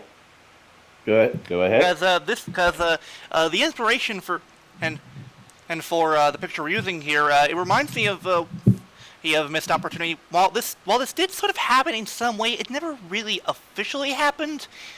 I learned a few years ago that back in the day, there was actually an audio drama that actually crossed over two writers. I am here. What? Whoa! Suddenly CM. Yeah, I'm home. yeah. You're just Kind of recording. You're just no. It's fine. If he wants to stay, he can stay. You're just in time for a weekly topic. Yeah. Oh, Okay. cool. Okay. But the thing is, in fact, ZM was actually the one who brought this to my attention. A few years ago, and this idea of this crossover, this was like years before, or Climax Deca or anything like that. It was an audio drama that crossed over her Thighs and Blade. Huh. This audio drama Interesting. basically featured Kenzaki crossing paths with Takumi.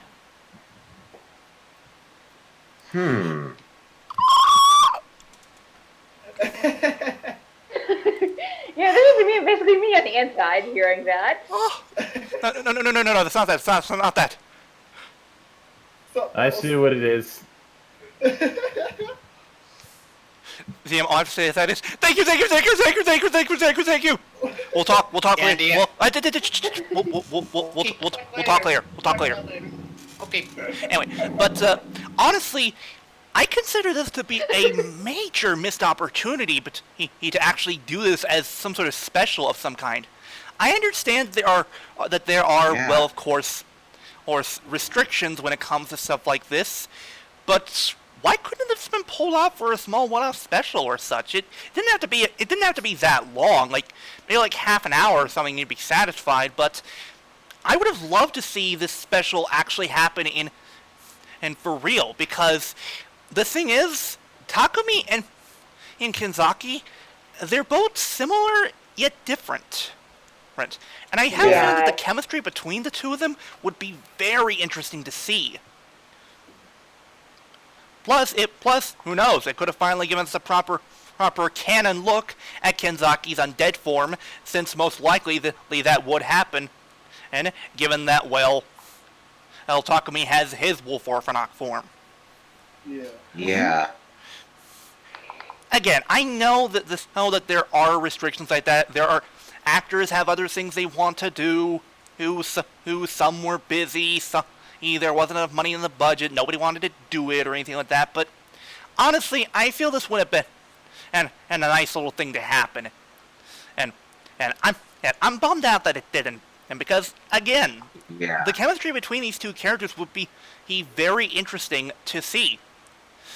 Because Takumi, while yes, he is a writer, he's not always the most happy-go-lucky type. He's usually the kind that even in the beginning was down in the dumps because of the fact that, well, he was an outcast. Hell, you could have had moments wherein the two of them were jealous of one another. Like the fact that even though yes, Takumi, it was hinted, was going to die, he still could see his friends, while Kenzaki couldn't. Hell, that would have been a good reason for a first encounter. And when you think about it, it's honestly rather poetic. You have a man who won't live forever, but can still see his friends, against a man who can live forever, but can never see his friends. Yeah, that would have been a nice contrast.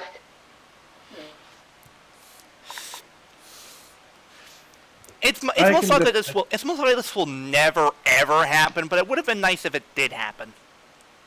It would have been nice. Yeah.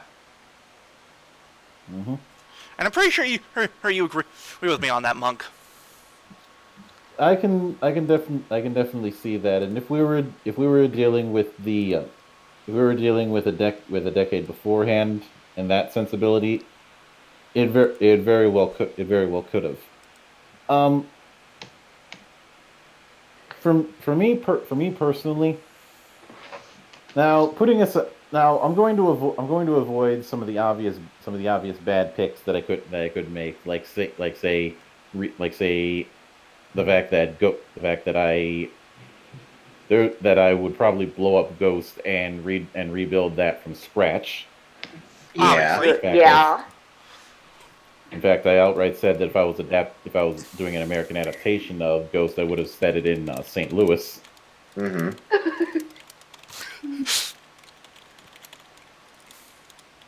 but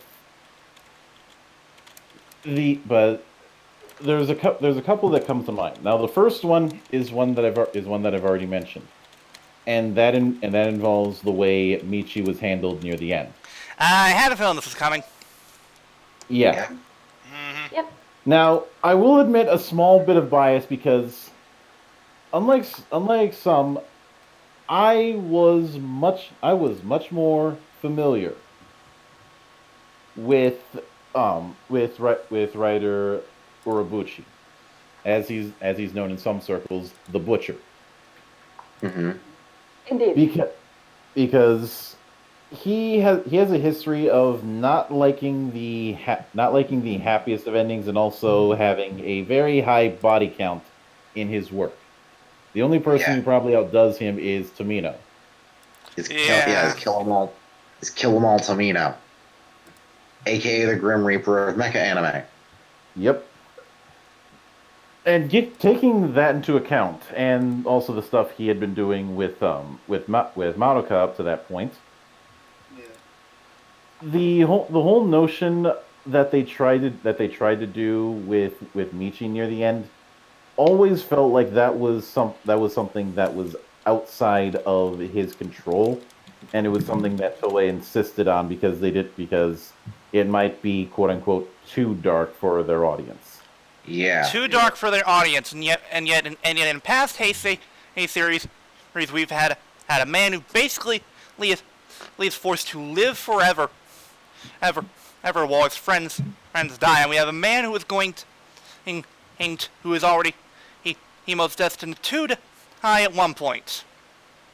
Pussies. Yeah. Look, I didn't say it was a logical decision. It's just I know. I just like to point that out. But I think one of the bigger missed opportunities for me personally involves one of my personal favorite Kamen Rider series. And that being Double, and more specifically, the death of Kirihito. Yeah, Kirihito. As much as I'd like Kirito to die, that's not happening anytime soon. Mark, well played. Too sweet. Too sweet. Now, I know why he was killed off. Yeah. Because Riku Sanjo has outright admitted he's not very good with handling large casts, which makes me wonder why they gave him 10 people to handle for Kyoryuger, but that's another story. Mm-hmm. Yeah. But I've held opinions similar to Linkara when it comes to killing off characters. Like, if there's more potential stories that you can make with them than without them, why do it? Yeah. I've always agreed with that. Besides, because remember the yesterday Dopont? Oh yeah, that's right. I agree with your sentiment as well. Well, Monk. I'm personally annoyed whenever a character that has more potential is basically removed from the game before that potential is fully used. Yeah. Sorry, I was gonna say. Now, yes. Kirihiko didn't do a whole lot up to that point, but I feel like this was an opportunity to expand and make him a tragic character in a different way. Yeah. Yeah. Namely, you can, and I will admit I'm doing a bit of theory crafting, but this is the way I would have written it. You have the whole scene of Sayako stabbing him in the back. A very noir-esque thing to do, especially when you're dealing with gangster stories. Yeah. Yep. But instead of just leaving him for dead there, I would have it that there is one person who could see that as a opportunity and as we found out later, it wouldn't be the first time she pulled a similar kind of stunt in order to use someone for her own ends. Mommy dearest. Yep. Shroud. Exactly. Yeah, Fumine. Yeah. Who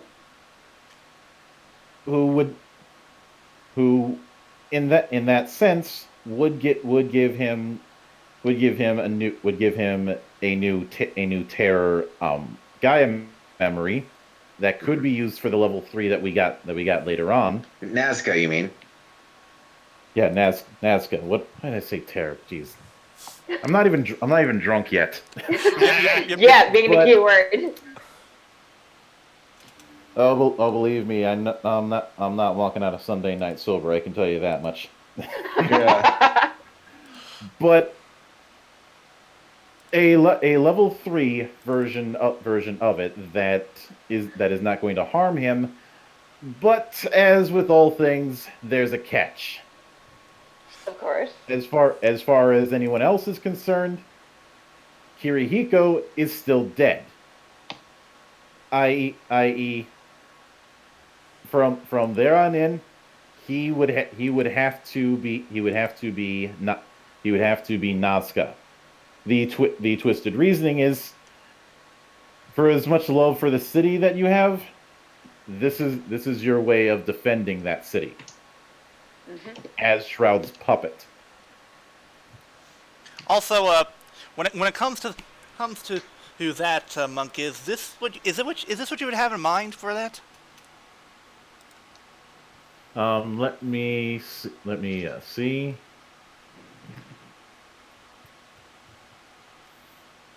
Yes. That very much is. I thought so. And if it's over budget reasons, you could easily do the whole thing of take the dread treatment, and even though it's clearly Kirihiko's actor, just have him only do voice acting. You could basically just have him never take off the armor, and the reason being to basically continue his anonymity. Anonymity, yeah. And while yes, that would take away from the cool henshin and scenes you could have with him, it would be understandable for budget, and you could at least give him one cool henshin sequence for when he first does it. Yeah. I would actually, instead of for when he first does it, I would reserve it for using that as it when he last does it, because I would going with this route, I would keep him alive right up until Foundation X shows up.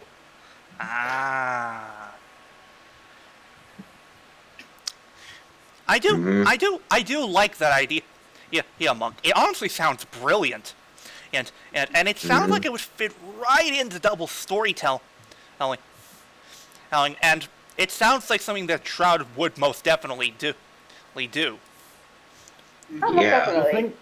The vibe that I always got with Shroud is that of a anti-villain, because Shroud when her plans are full on revealed, Shroud is not a nice woman. No, she's not. Oh no. Fumine is far from nice. She is not winning Mother of the Year awards anytime soon. After all, she was the person who thought giving Isaka the weather Gaia memory was a good idea. And look where that happened. And where that happened. Oh, look at that. Ryu's family's dead. And also several other victims. Yeah. Great job, Shroud. All of that is her fault. On Ryu. Yeah, all of that to get revenge on Ryubei for killing her doting little son. I'm not saying that she was completely in. It's one of those things where you're not wrong, you're just a bitch. Uh-huh. Yeah. Yeah. Yeah, bitch is one way to Hell. describe her. Hell. Wait. Hang on. Monk, I have the perfect button for this. Give me a moment. Where is it? Ah, here it is. Yes, let me just put this in the bot real quick. I think you'll appreciate this, Monk. My database says, "You's a bitch." Yeah, I can go with that. That's always been something that stuck in with me as a missed opportunity. And I know the argument could be made of, well, where does that fit in with XL? You can still more or less do XL's story. It's just that he would if when it comes to someone like XL, I treat that kind of thing as the kind of story that Harvey Dent had in the Dark Knight. You remember in that film, Batman and the Joker were effectively acting as the shoulder devil and shoulder angel to Dent, both fighting over his soul and the Joker winning out. Exactly. The idea being Nazca being Shroud's effective stand-in would want to encourage Teruo to go on his path of revenge, whereas Shotaro and Philip would try and encourage him to maintain his humanity. Mm-hmm. And not only that, if you kept him around during that, and the thing is, you could still do the yesterday a DLBot story, but you could make it even but you could make it even more interesting by having him in several instances confront said DLBot and have to fight her. Yeah, you could have, and even more so. In those scenes where she's basically explaining her reasoning and for why she's doing it, and because Kirihiko loved the city, you could pan the camera over a little bit to the left and see that behind the tree you can see Nazca listening to everything, and you could show in body language that he would give anything to step out and take off the belt and see Yukie once more. But at the end of the day, he couldn't. Yeah. Like I said, in this kind of situation, Nazca is Shroud's puppet. So, and if Shroud says jump, he says how high. And that is where the tragedy of this would manifest. Mm-hmm. And also the idea, from what I'm getting here, is being that the moment that Shroud basically, well, for lack of a better term, branded Kirihiko, he died. He died and Nazca became all that he was. Nothing more, nothing less. Yeah. That about accurate, Monk? Yeah. Still, very, very good idea. Bravo. Quick round of applause from people. But that is what always comes to mind when it comes to a missed opportunity. All right then. So we've heard mine of the monks. Monks, who wants to go next? I will, and I actually have two. Okay. Do tell. First, found two words. Foundation X. Oh, I know. And fuck you, Toei, for ruining a perfectly placed idea that was gift wrapped to you. Yep. Yeah. Fuck you, Toei. Riku Sanjo's only reason for writing Foundation X into the end of Double was for Toei to have a new generation recurring villain faction instead of fucking Shocker. And And what did they do? They tossed it out the window like garbage. Fuck Not you. Not to mention how Foundation X is brought in Double is actually brilliant. The fact that Foundation X had headed the Never development and was fighting with Museum to like, yeah, for the Gaia Member production. You could do Foundation X brilliant. You could have done Foundation X brilliantly. They could have been the ones to create the core metals, the Astro switches, the Wizard rings. Well, here's the thing. It's already implied that. Well, here's the thing. It's already implied they had a hand in those, and at the end of Double, it was already said they were going to focus research on those. But I see where you're going with that. And the thing is, it's funny when it says, well, that idea wouldn't work nowadays. Bullshit. Look at Heisei Generation's final. Yeah. Heisei Generation's final brought back Foundation and X, and it still worked. Implying, hey, maybe this could have worked instead of bringing back Shocker again and again and again and again. Not to mention the whole thing with the lock seeds would have worked perfect, would have worked brilliantly with Yggdrasil. Actually, it's funny you mentioned that, Flutter, because there is actually a fan theory that Foundation X were actually a backer for Ryoma's research while he was at Yggdrasil, and it's possible that he actually took money out of Foundation X's pockets and knocked Takatora's so he could conduct his experiments more secretly. Oh. Which, honestly, that theory works really well, and it would make sense that Foundation X would be the ones that would supply him the money, because his modus operandi is right in their wheelhouse. Yeah. Now, my second missed opportunity is one of the biggest flaws that I have with Den-O. It's villain. Oh, Kai. Yeah, Kai is not very good. I liked him better in Orb. Well, here's the thing. It's not with how he was written.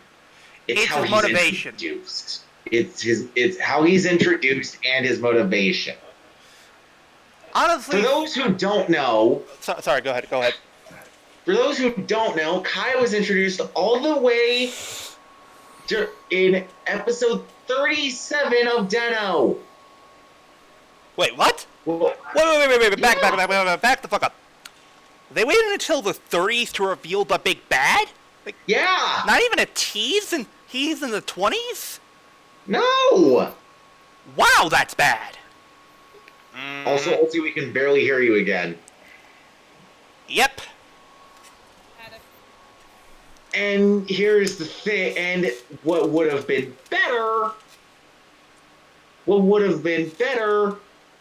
was to introduce him in episode 1 and explain why he's the one bringing all these Imagine to different places and what the deal is with that big ass black hole in the sky that he ends up spewing out of his chest. And the thing is, the whole thing of introducing episode 1, the thing is that can work and has worked in past Toku series, and you don't even have to you don't have to give any hints to the main character that he's a bad guy. Let me give you some examples here. Perfect one. Ultraman Geed. Remember when Fukuda K was first shown off? Mm-hmm. He was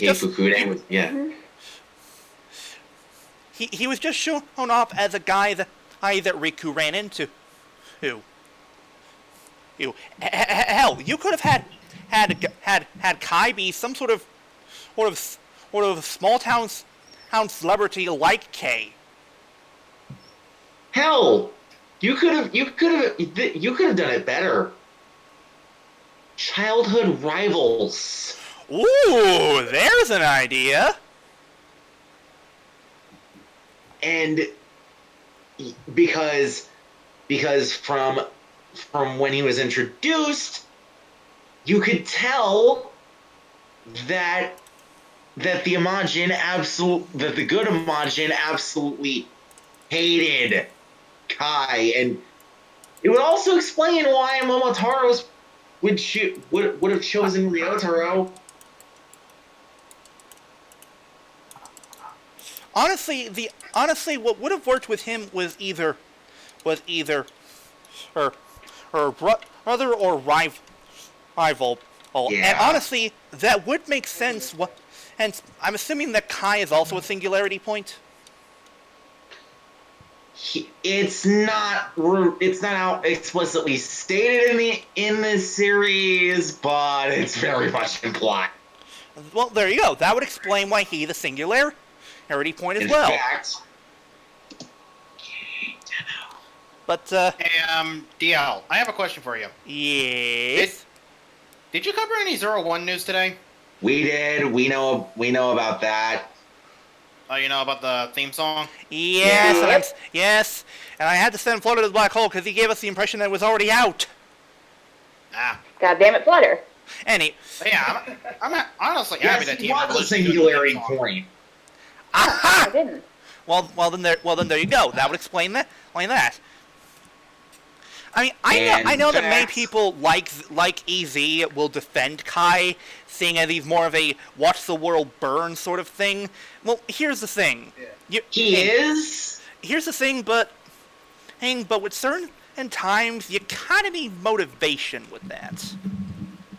Watch the world burn is not a motivation. That's the reason why. And I know certain Final Fantasy fans, and I know are going to get mad at me for saying this, and I know that Shades especially is probably gonna fight me. Let on me this guess, until he's Kefka. blue in the face. Yeah, Kefka is an overrated villain. Which one's Kefka again? Whoa! Wait. Okay, Monk. I have to ask this. Do you think he's more or less overrated than Sephiroth?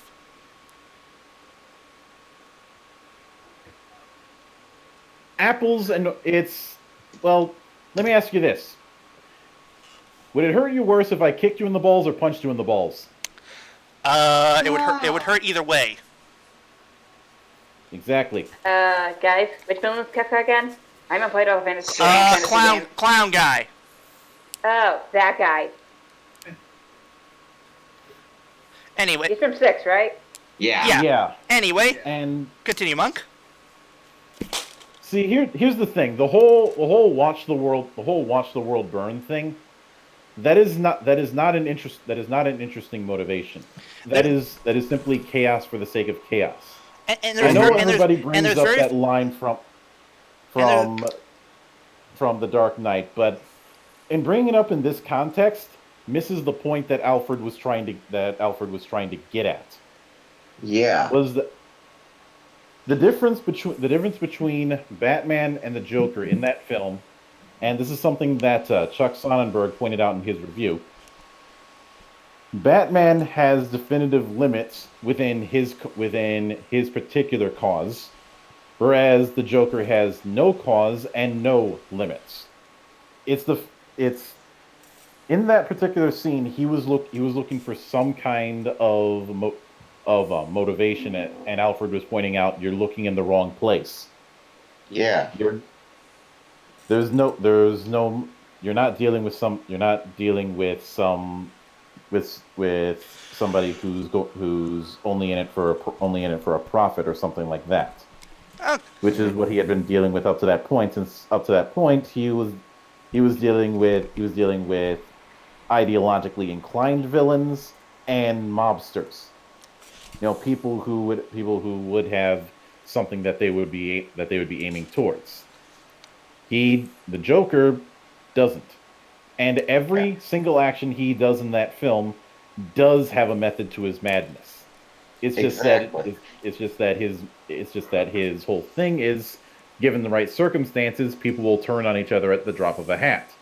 If you look at every single stunt that he pulls, it always follows that motif. So he is not the pure chaos that people like to think he is. He he is certainly unbound, but he is not chaotic. Because chaos on its own is just not interesting. Okay, you want to watch the world burn. Okay. But why? That's only the first step. Now, if it's the case of wanting to see something interesting because he's losing his own self due to through the strain of all the emotions, maybe. Ooh. But ooh. You know what, Monk? You just gave me an idea. Okay. Here's the thing with the thing that I realized about the Imagine, and you just made me realize this idea. What if the reason that he did this was because okay, let's say, for example, that Kai was the contract holder to several Imagines, but it wasn't just us 4 or 5. Let's go higher, like, say, the double digits. Imagine that, but here's the thing: he doesn't really let them manifest in the real world.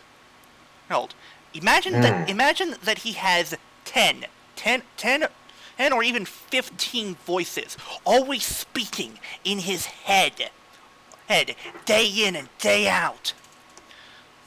That would drive anyone to madness. Yeah.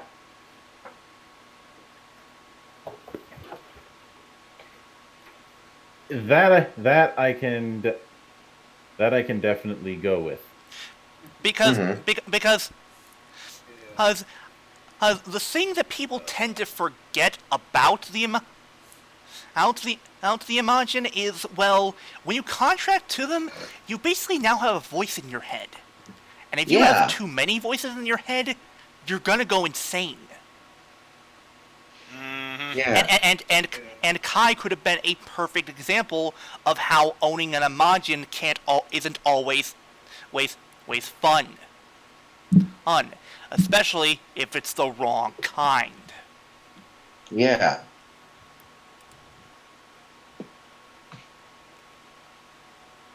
See, that I'm perfectly willing to go with. Yeah, that would have been fine, and you still could have had the whole thing of him wanting to destroy time itself, because now you have an explanation for why he's so crazy. Because the Imagines literally drove him crazy. Yeah. If you're going by that route, would you say that the Lion Imagine was probably the first one he contracted? Yeah. Most definitely, yes. Yeah, most likely. That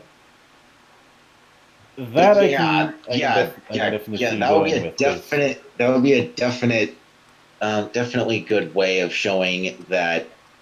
Yeah, basically have him be a schizophrenic maniac. Yeah, there you go. There you go, right there. Okay, so anyone else want to go? I'll go. All right then. And were you done, Flutter? Yeah. Okay then. Ulti, you're up. Okay, so as Mildra said, there are some easy picking orders I could do, but I'm not going to go for quite the obvious one. And I would make the obligatory joke if they're like, fixing stuff that's broken. That's what fanfiction should be, and not what fanfiction actually is done for most of the time. Yes, that is a burn. Yes, that is most definitely a burn. Well done. Get the flamer. The heavy flamer. Yeah, Mildra got where I was going with that. Okay. Yes! Oh, well done. Anyway. I think it came up. Okay, this is what I kind of thought of this at the last second while you guys were doing yours. And this is one I admittedly thought was okay. I still have plenty of issues with it, and I understand all the criticisms that have been made to this one. I'm gonna go with one that's fairly recent. Q Ranger. Okay. Ah. Okay, let me just say that, like, from the get-go, I do like the premise, so I'm not going to change that, because the premise is fine. Villains ruling the galaxy, and The main idea is... That is fine. The main idea is fine. Fine, there's nothing wrong with it. It's the execution that was the problem. Yeah, exactly. That's what I was going to get into. I feel like, okay, my biggest problem with the show is that I feel at times the show is still silly and stupid for the premise it's trying to go for. I feel like this one is definitely you could have gotten away with doing a semi-darker tone in the story. Do you guys know what I mean? Yeah, I get what you're trying to go at. Like, show how powerful the whole dark matter is. Show what kind of show what kind of as to why you guys are so bad that they managed to take over the universe.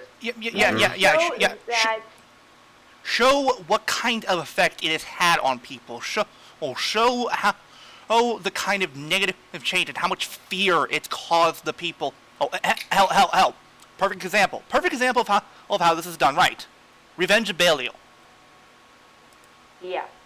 Because the thing is, what I like about that film is the fact that even though you only see Belial once in the beginning, and you don't see him until the very end, they still write it in a way to where even though you can't see him, you can still feel the fear and despair the mention of his name even brings. Yeah. You can see how the universe around has been affected by them, how they have basically lost all hope whatsoever. They believe that he will win, and it's only a desperate struggle. Yeah, and the way I would go about this is like the way I would do Q-Ranger. It's more something along the lines of Star Wars Rebels, if any of you guys have seen that show. Oh, there you go. That's a good idea. Yeah, exactly. Yeah, the thing I was thinking is that like I would want to show the Q-Rangers as a small underdog group that is basically going on this mission that pretty much everyone else in the universe would think is literally impossible. Like they would never be able to do it, or they would super die trying. There you go. One thing that I feel would have helped is if the cast had some sort of stronger motivation when it came to defeating Jarkman. I mean, I know the reason they do this, protect the universe and such, blah blah blah blah, such like that, but show what exactly they wanted. Like, hell, you could have had maybe like some of the Q Rangers were slaves to dark matter, and it's only now they finally escaped and want to show everyone else that freedom and such like that. Exactly, that's what I was thinking. This isn't rocket science, people. That's good. Have a lot. Yeah. So yeah, sorry, one thing I want to mention involving dark matter, I want to mention something in particular, and it's with two villains in particular. And sorry, and Ulti, I don't mean to steal your thunder or anything, though. I'm pretty sure I speak for you when I say this. Firstly, Lee, do not try and do that rewrite near the end with Corvo. Don't pull that shit. Oh yeah, definitely no. Hell no. And the thing is, that kind of thing was bullshit. The one problem I always have when it comes to a series and its writing is when past material contradicts what is shown now. In past episodes, it was shown that Corvo was loyal to Tsurugi, that he was his best friend, that he would sacrifice his own life and the mission and succeeding and protecting his best friend. And the thing is, you still would have kept that at even with him being possessed. Here's what you could have done. And have the whole scene with him, being defeated and such, needing a body, and basically Corvo is basically at that store, and he basically offers Corvo the chance to fuse him and gain power. But Corvo says, no, I don't want that power. But then he says, all right, fine, if you won't accept it, maybe your friend will. And in fear, even though he probably knows Tsurugi would still say no, remember, he's still loyal to Tsurugi. He would still protect him no matter what. So in an act of fear and desperation, he would then accept the offer. But as a result, it would basically be Don Armage's puppet. And instead of him basically charging against Tsurugi after Don Armage stops possessing him, he instead collapses in Tsurugi's arms, saying that he is sorry and regretful of what he did, but showing that even though, despite that, Tsurugi still considers him his friend. Yeah. Yeah. Now, one more thing when it comes to the villains. Let's talk a certain general, aka Scorpio. Mm-hmm. Uh-huh. Who is, without a doubt, the best villain in the show, hands down. Oh yeah, absolutely. No doubt. Yeah. Well, you can't go wrong with Yuki Kubota, aka Takatora. Fucking Takatora. Yes. Yeah, you can't go wrong with Takatora. Earlier in this, in his earlier episodes, he definitely gave the impression that he basically was not satisfied with his current position. That he was basically always hungry for more power. So here's what you could have done. You could still have it to where Don Armage unleashes the black hole, and that Scorpio saves Stinger and such like that. But here's what you do. When we reach closer to Endgame, have a scene where... Not Avengers Endgame, mind you. Yes. But have a scene where Don Armage is basically at the end of his rope. He has very little generals left. His army is slowly decreasing, and he is basically desperate. Then out of the shadows appears Scorpio. Saying that he survived, and despite what happened, he says he will still serve Don Armage. Or so you might think. Let's go back to the Corvo scene. Let's say that Don Armage manages to have enough body energy to manifest into a small body, into a body that's weaker, but he could still possess someone else. And in that moment, he basically, at least Scorpio walks over and he says, Scorpio, good, Hood, get us out of here, so that the Dark Banner's leader can still flourish. And then he says, as you wish. And then, boom! Stabs him right in the back. Saying, I will make sure that the Dark Banner's leader flourishes. And that leader will be me. Oh. Basically, he pulls an enter. Yeah. That would have been pretty cool. And the thing is, the best part about him is you don't even have to mention much about motivation, since you've already established it in the past. And it would have made for a great oh shit moment near the end. Oh yeah. And what's even better is if you wanted, you could even and instead of having Lucky be the one to have a one-on-one fight, give said fight to Stinger. Yeah.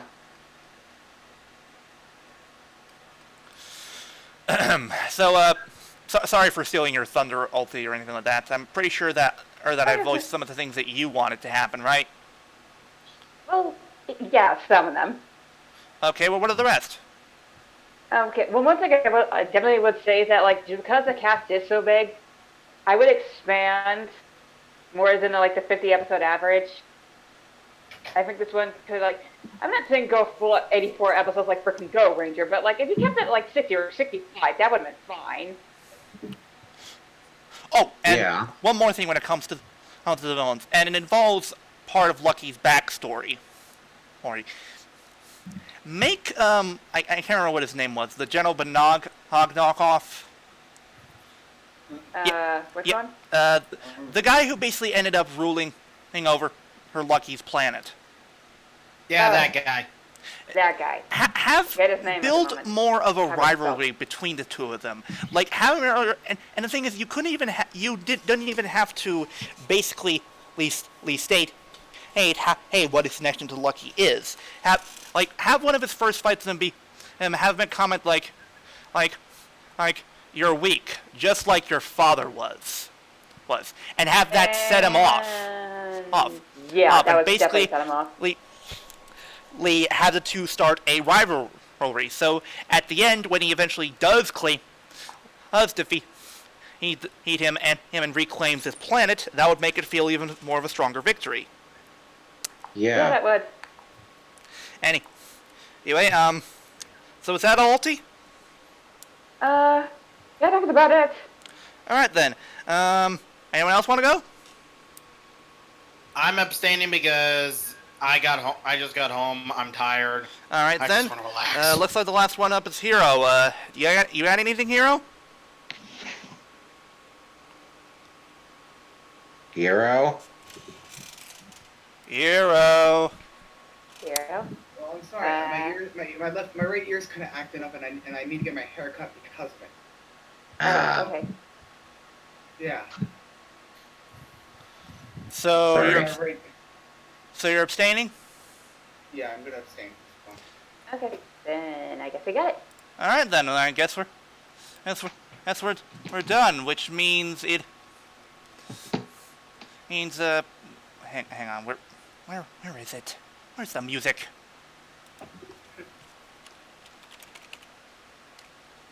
Hang on. I'll just see here. So, Han, considering the other thing that we have to do today besides this, I'll probably join in there in a little bit after I get it done. Okay. Let's see. Is this it? It is. Excellent. All right then. Now we've done that, it's time to move on to the keyword puzzle. And this week it was actually Ulti's pick, since she hasn't been here in a long while.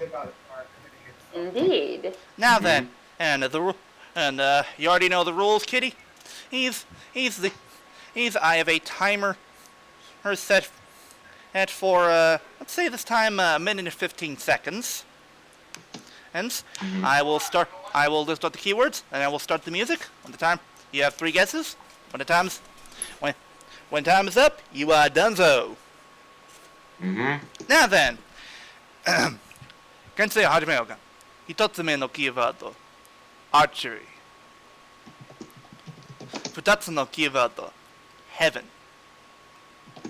最後のキーワード、tactician。 What was the last one? Tactician.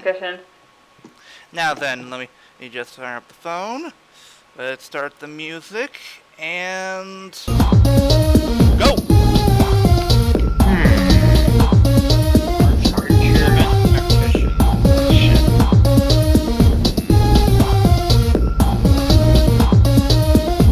Knight Crow? Nope.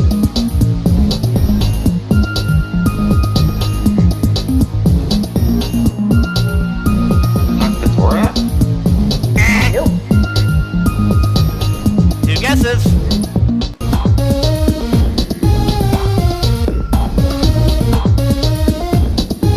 Chalice? That's 3 guesses. Damn. 30 seconds. Anyone take another whack at it? Monica? Nope. Nope. That's one guess for ZM. Also, if you want to take another whack at it, I'm gonna take another whack at it. 5 seconds. 4, 3, 2, 1, and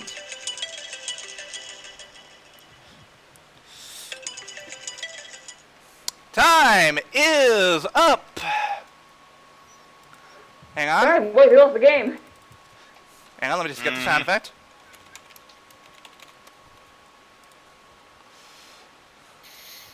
Yes, but I'm sorry, boys, but you just lost the game.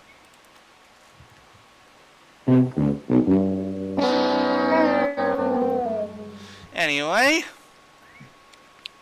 now it is time for the sign-offs. I have been your flamboyant flyer, Flutter98, saying, soar on flyers. Ulti? Okay, I have been Amy, and this habit me Queen of the Nerd Girl, and I will tell you all, stay nerdy, my friends, and always dance to keep time of dancing. Hiiro? Hiiro!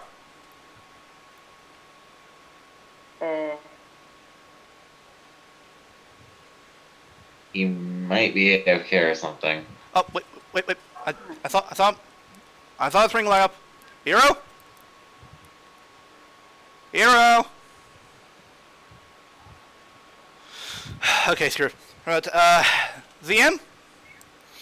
I've been ZeltraxMillennium. I barely did anything this podcast. Well, well, that's not entirely accurate, but we'll talk about that later. Monk?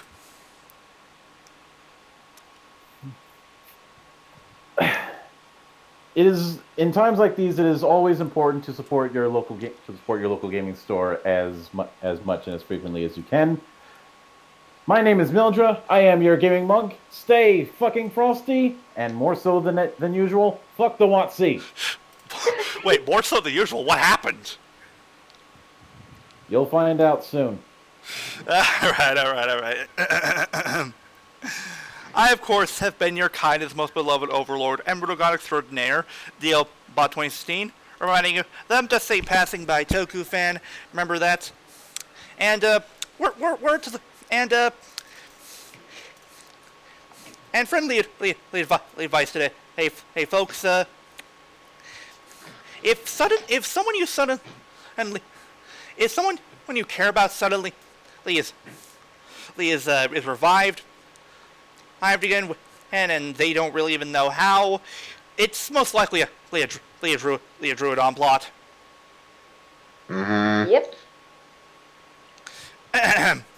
Don't forget to praise our meme lord Goddamn Kuroto, and of course, show, and we will see you all next time.